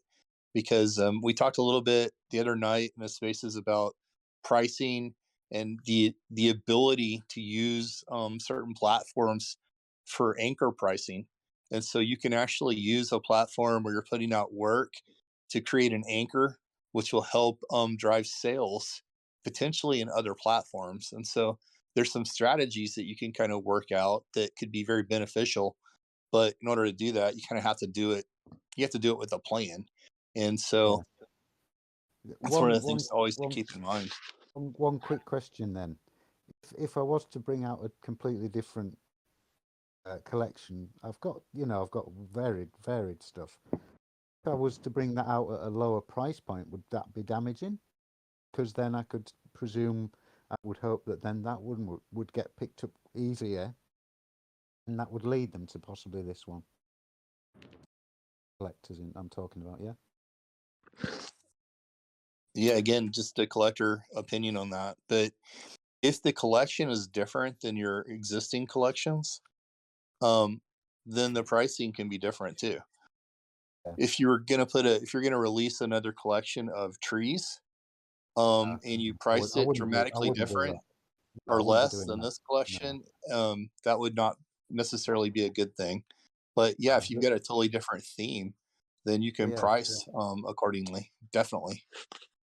Yeah, and I'm glad that Alpha, that you brought up strategies, because I was thinking about how I'm going to drop my Infrascapes Red, and I'm not going to drop it in the same way that I've dropped in other series where I drop all of it at once. So I thought about doing something more like, whitelisting 3 pieces that and 3 people that are interested in, and having it start there, and then maybe releasing one new piece every day, for just ability for people to see that piece that's added to the collection. They don't get to see the whole collection. Like let's say I say, there'll be 20 in the collection, but I'm only going to be releasing one every 2 days. So it could sort of build this sort of this hype or anticipation, or it could be like, ooh, I really like this one. I might want to pick this up before someone else picks this up today, rather than dropping the whole series down at once. Because then now, say you drop down 20 photos, now you need 20 photos sold to have a sellout series, where with this strategy that I'm thinking about, I could sort of not even release the next one until that one is sold. So I think that, and I don't know how you feel about that from a collector's standpoint, Alpha, but that's just something that I've been thinking about lately. We all know somebody who did it successfully. Our friend Brandon, Bay Photography. Yeah, absolutely. I think there's definitely, I think there's some ways to do that strategy where it's a big success. And there's quite a few digital artists that are doing that exact strategy very successfully. And so not necessarily releasing a new piece every day, but they might have a day where they're going to release a piece and they get people waiting for that release. And I think it's brilliant. It's a brilliant way to price and market. And what you see is, they keep working that price up, which is kind of what you want to be able to do. So I think it's a brilliant strategy. Yeah, so it's like you almost keep your series always sold out, and until that piece sells, you open up the next one, and then the next one sells. And then there's this anticipation from people that are like, oh wow, well, all of them sold so far, so this next one's going to sell. And it could be a great piece to a lot of people, and they might be like, well, I want this one, so I'm going to buy this before someone else does. So I think there's a lot of strategy in doing this. And so just from learning from my own experience, where it's like dropping a bunch of stuff and then hoping that like there's a sellout, and then trying to figure out all these other ways. There's so many ways to do this. Like I said, like there's really no rules. I like it. Thanks. So we really didn't get into Paul's collection here much, That's but all right. That's all right. Don't worry. well, hopefully the strategy stuff is helpful. It kind of answers some of the questions. I think the work is good. I think for me, when I look at this collection, I see these first 4 have a very consistent vibe, and when I've seen this shared, that's the vibe I'm feeling and seeing. And I think that this one fits into that. Maybe this one fits in. And Mike said it at the beginning, but perhaps like this one here, which is a beautiful photo. I don't know that it quite has quite the same visual vibe, and is not maybe quite as artistic. And I use that not to critique your work, but to say like this has a specific kind of artistic vibe that I think maybe this one doesn't have. And as much as I love this piece, swap that one out. There's not a problem with swapping some out. Yeah. Especially if you've got more like these. Here's what's the differentiating factor. We don't see the bottom. We're seeing mid views here. We've got fog. We've got a juxtaposition of leaves and naked trees, and that is a very specific look that I think works well. And as much as I like the icing one, like I said before, it feels out of place in the collection. Yeah. It feels like an infrared. It feels a bit infrared, or I don't know if it's snow or whatnot, but it feels a bit out of place. I like attention too. That's another interesting image you have. Vertical attention shot. Something I really like about this. It's just I don't know. It's hard for me to explain these tall, sharp, tall trees with all those sharp, jagged edges and the blue background, the blue with the white. I do really like this shot too, but it doesn't fit that vibe of those first 4 that Dan was talking about. Those have more of like they have like more of a mystical vibe to them. I really like these 4 too. If I'm just giving you direct feedback, these 2 here.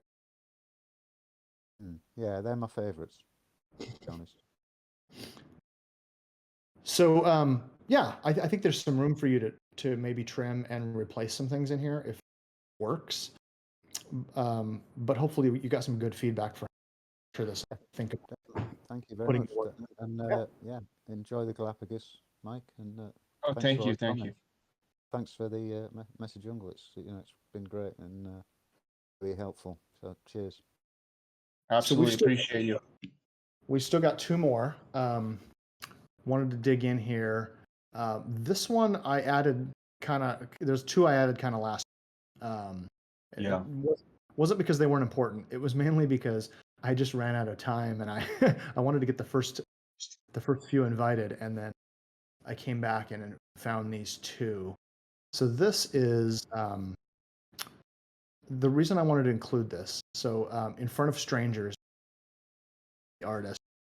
One of the things that's cool about this, the way it's described, is it's a collection visualizing isolation and loneliness, a graphical altercation between subjects, shadows, and action. And I feel like these really nail that idea of gloom, the idea of loneliness, even when things are happening here that look really, look like there's parties and there's conversations happening.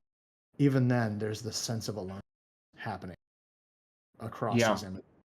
I think they're really well done. I love the contrast. I love the layers that they're creating with the shadows and sunlight. I think it's really hard right now to get photographs, compelling street photographs of people wearing masks, like that last shot there, with the baby blue masks. And I think it's really great. I think he did a really good job of still conveying emotion in the face without having more than half the face displayed. Yeah, Look at the these are. expression. Yeah, I know. It's and so now that makes me think, because I made a post the other day about how much harder street photography has been for me in Ecuador, because like 99 out of 100 people are wearing masks in the street, but then I see a photograph like this and like, what, it can be done. So it's like, I grab that inspiration from other people. There's a huge price gap in these images though. Like this is 0.35, and then you have something for like 0.17, but I don't see I don't see that like some of these images are like way better than others to the point where they should be like double or triple the price. So I'm a little confused on the pricing. But I love the collection. I like this a lot. That light on her back, her the bones in her back, really beautiful. Just her hand on her forehead like that, like it seems almost stressful. It feels like she's had a hard day or something. Yeah, really. The shadow even looks like she's had a hard day, like like the shadow. Great use of light and shadow and timing. This one is like, I have no idea what's going on. They're obviously, it's so interesting because there's all fireworks stuff happening and they're all. It doesn't feel happy though. It doesn't feel like a celebration. Right. No. Because you have the side profile of this woman that doesn't seem too happy, and then the guy's posture doesn't feel celebratory, right? So how's this collection done as far as, has it sold anything? It looks to me like there's no sales yet. Okay. And how long has it been out? Oh, I should know better how to look at that, right? Do we have the artist here? Let me see. No, I haven't. I don't see him. Yeah, I'm gonna see him. Looks like we minted a couple months ago on this one. A couple of months ago. Okay. So a couple of months ago, no sales, no real visibility, right? So is there favorites on these images or not really? So this is like one of those things where, it's like, yeah, awesome photographer, awesome storytelling. I'd have to look into their Twitter and like see like what they've been doing, because like I don't know that this has any visibility, because it's really good work. It's just hard to say why. I'd love if he was here, or him or her were here, so that we can hear about what they've done so far. And do you know if they're active? Have they been actively sharing in MetaJungle this month, or? I don't know. I don't know. Goon, is that something you've been able to? You guys have a better sense of who's sharing, I think. I haven't heard of this person. Okay. Yeah, I'm not too familiar with this artist, and maybe that's part of it, is that maybe they're not as active because they make really great work, and so hopefully they see the replay on this, and they can DM and reach out and whatnot. But I don't mind sharing this work. I think it's really beautiful, so I'll share it on my own. Yeah, well, and the reason I included it, I'm actually going back to look for the questions because I know that they had a couple questions and I'm having trouble finding it. It was way back. It was shared last week. I think one of the things is that this kind of work can be super popular and can do really well, but I think there's very much the sense that it needs to be seen. People need to see this, which means you're going to have to do some marketing. You have to be connected to the right people. Yeah. This interesting street photography is a thing. So I found, so the questions that were asked was, how can the layout, banner, name be improved?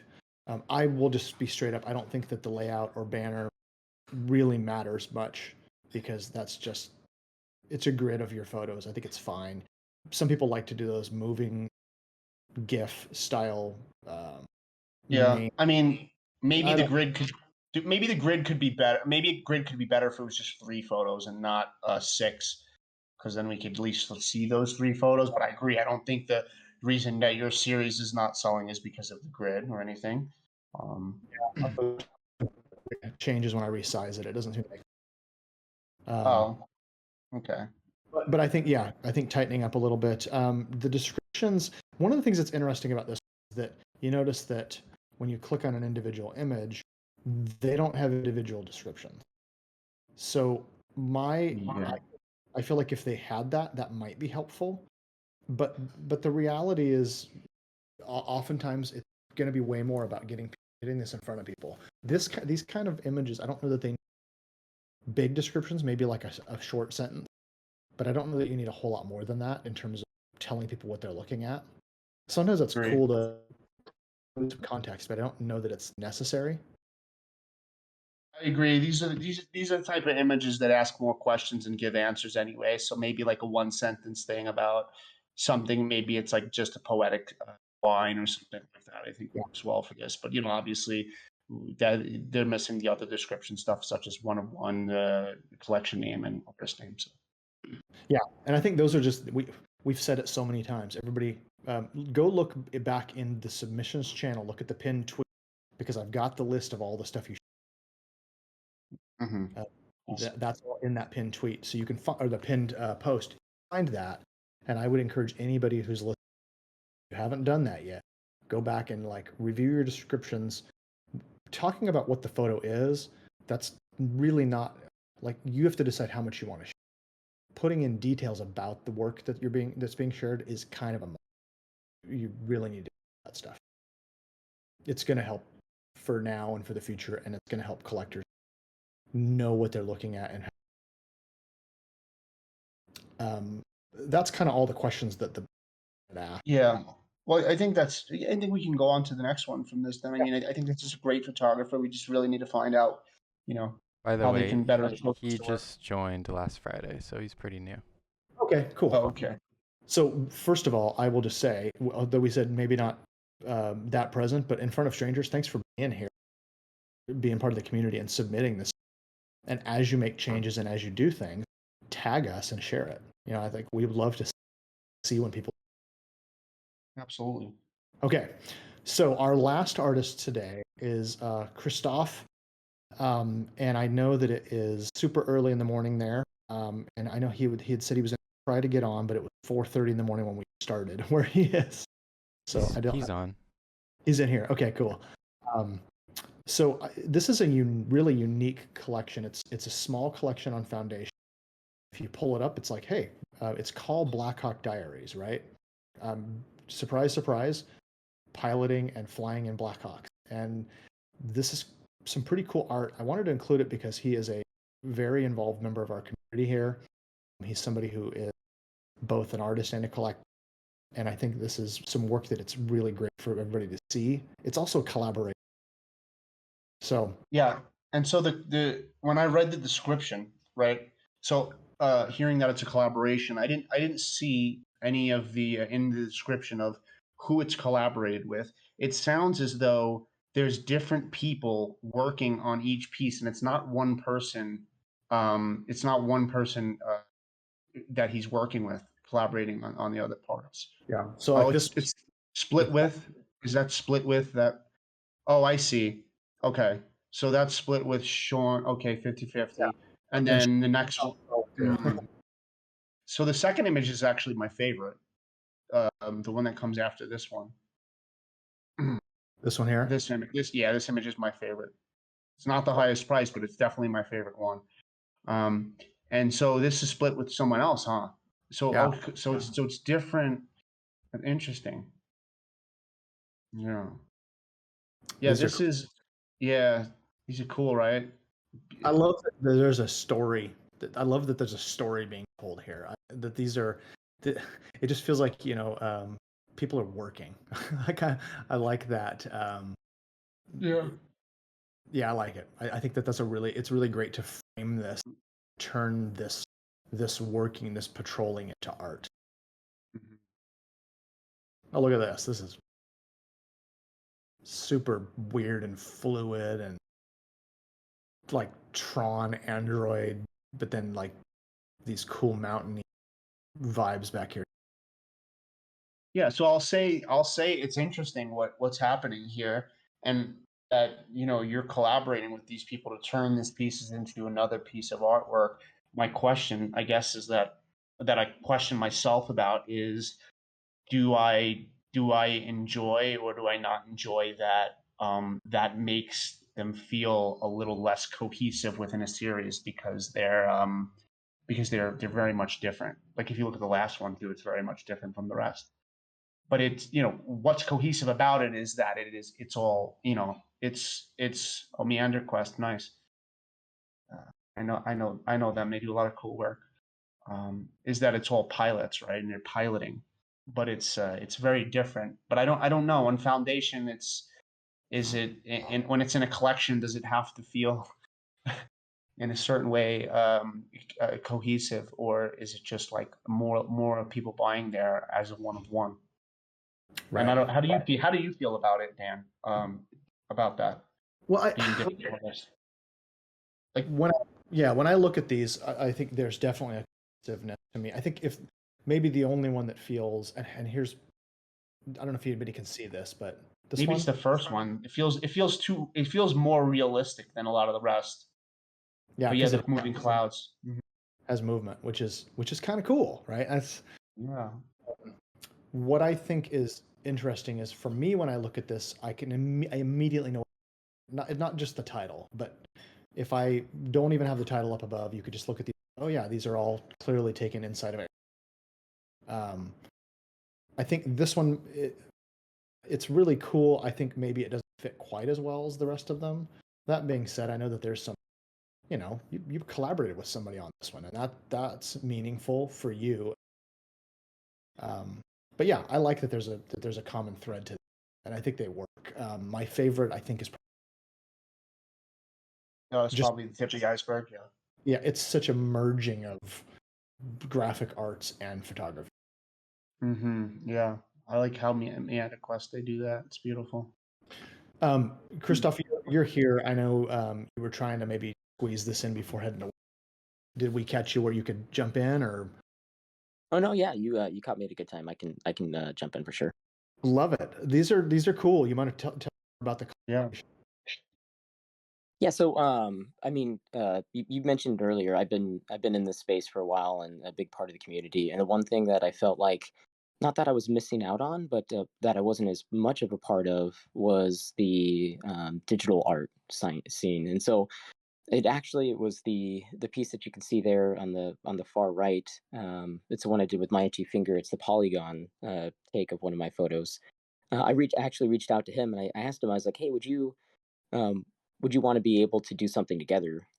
And he was so excited about it that every time I started to fall in love with other people's digital pieces from then on, I just thought, why don't I ask the question? Why don't I see if they'd want to do something together to be able to produce something new and different? And then what it kind of helped me do is be a part of that digital scene, the digital art scene that's a part of this space, and not just putting my photography out there. And so the common theme where we're going with, and I can see that from what you guys are talking about right now too, is just to be able to use these unique, what I call them basically like aerial portraits of the pilots while in flight.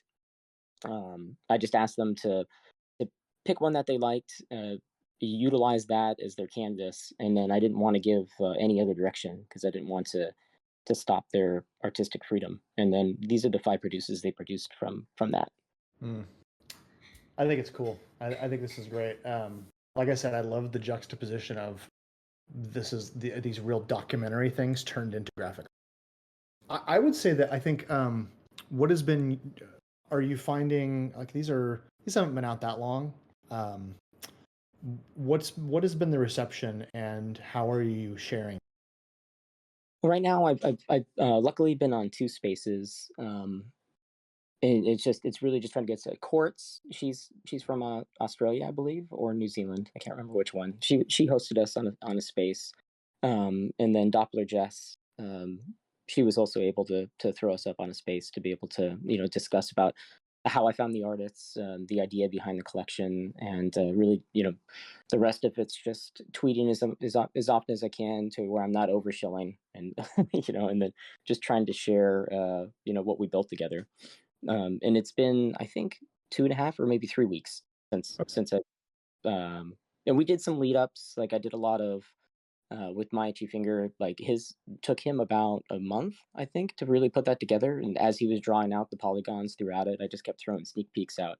And then same with MeanderQuest. Like I love her to death. Me and her were working back and forth a lot. I bought one of her pieces. I think I shared it in here too when I did, because I just loved what she was doing, and I was super excited when she said yes to doing a piece with me. Just going through like helping them find the right piece that they want to start from. And so like I would pull from my inventories and kind of give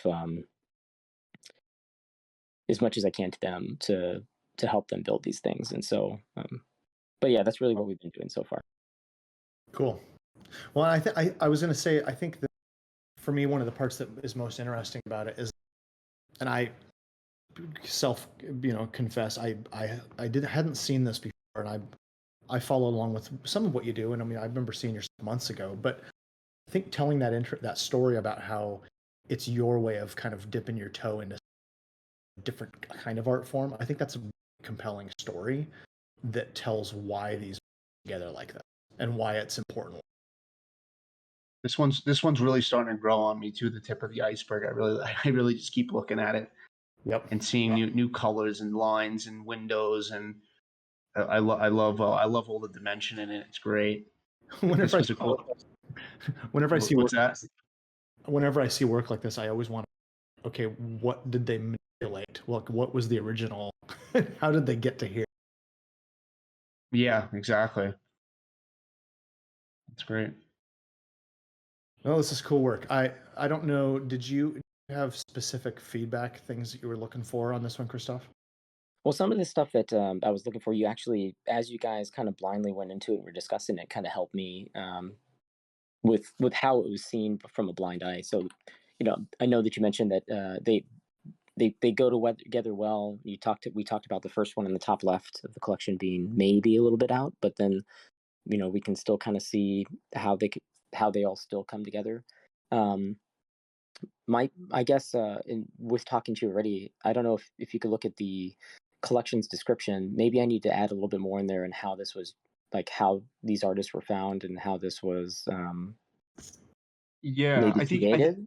That yeah. maybe I need a little bit more work. Foundation stinks at showing the description that it's not there unless you go click on it. Yeah, see, I didn't know at first that, because I didn't know that it shows the split between. And then when I read this, I was like, oh, well, who are the artists and what are, so I guess maybe going into like how these different artists work in a different digital way, and what like brought you into wanting to merge yourself into the digital space and create something, to bring something new into existence through a collaboration or something. You could probably spice it up a little bit. But the thing is, when did you drop this? I want to say it was like 2 weeks ago, or maybe 3 weeks ago. So Yeah. it hasn't been out for a month yet. You got to be massively patient with a foundation, is what I've noticed. Like massively patient. Like it's just, I just think that there's like specific collectors that just will buy from foundation, and there's just like a lot of collectors that just don't, and it'll just be like, I won't sell anything on foundation for like weeks, and then one day I'll have like 2 bids on different things in one day, and I'm like, huh? And it's so I've learned to be patient with foundation. I think that these will sell. I just think that, obviously you got to market them and stuff like that, and put them on your Twitter pin. And you have other bodies of work out right now? Yeah, I have just kind of going with the same theme. I have a lot of aerial, what I want to call my Blackhawk photo documentary that I've been putting on both Foundation and on OpenSea. Okay, nice. And then we have these here. And those like original without Oahu East traffic. Nice. I used to fly through Oahu all the time. I was a search and rescue controller, so I had to fly in the C-130s and the helicopters to get familiar with the land landmark. It's pretty This photo wild. looks familiar, right? What about it? Just this angle, this photo looks familiar, right? Yeah, that's one of the collaborative ones, right? It also looks familiar because it looks exactly like a logo. You can see like the little gauges and stuff in here. Yeah. Anyway, cool. Very cool. I like this work. It's good. And I agree. I think, and I think a lot of us, sometimes you put stuff on Foundation forever. But it's good quality work. And I just want to give you kudos for reaching out and yourself into it. It's really great. Real commendable. Hey, thank you. I mean, that's really kind of what I wanted. This was almost like a selfish project. I just wanted to do this, and what I'm really happy to hear is that it came together. In that I guess like it wasn't for naught. So. Well, I think Yeah, we get so caught up in this idea of like if it doesn't, if somebody had told you, a year ago, question whether your art was valuable if you weren't selling pieces every week or so, you go like, that's crazy. I don't ever sell art that. And so it's good to lean back into. Sometimes you just make the art, and that is the reward. And if you can sell it, cool. But the very fact that you made something interesting to you that scratches an itch, like you've already won. Like there's already some success here. And I know that ostensibly we're talking about teas, but as an artist, I think it's good to take a step back and, well, did I make something that I'm proud of? And if you can share it as a collection, put it out into the world that way, that's already some success, right? Yeah, exactly. If you can make something that's successful to you that you really enjoy and you can mint it permanently on the blockchain forever, I mean, that's a win in itself. And eventually it will sell. I mean, this is here to stay, I think. So I think be patient with Foundation and post a couple of these, like this one I would say probably in particular. The other one that I like, I don't know, once in a while, and a few threads that actually have engagement and stuff. And I think you're going to find people that are really interested in this, and it's just going to take the right person to find this. That's it.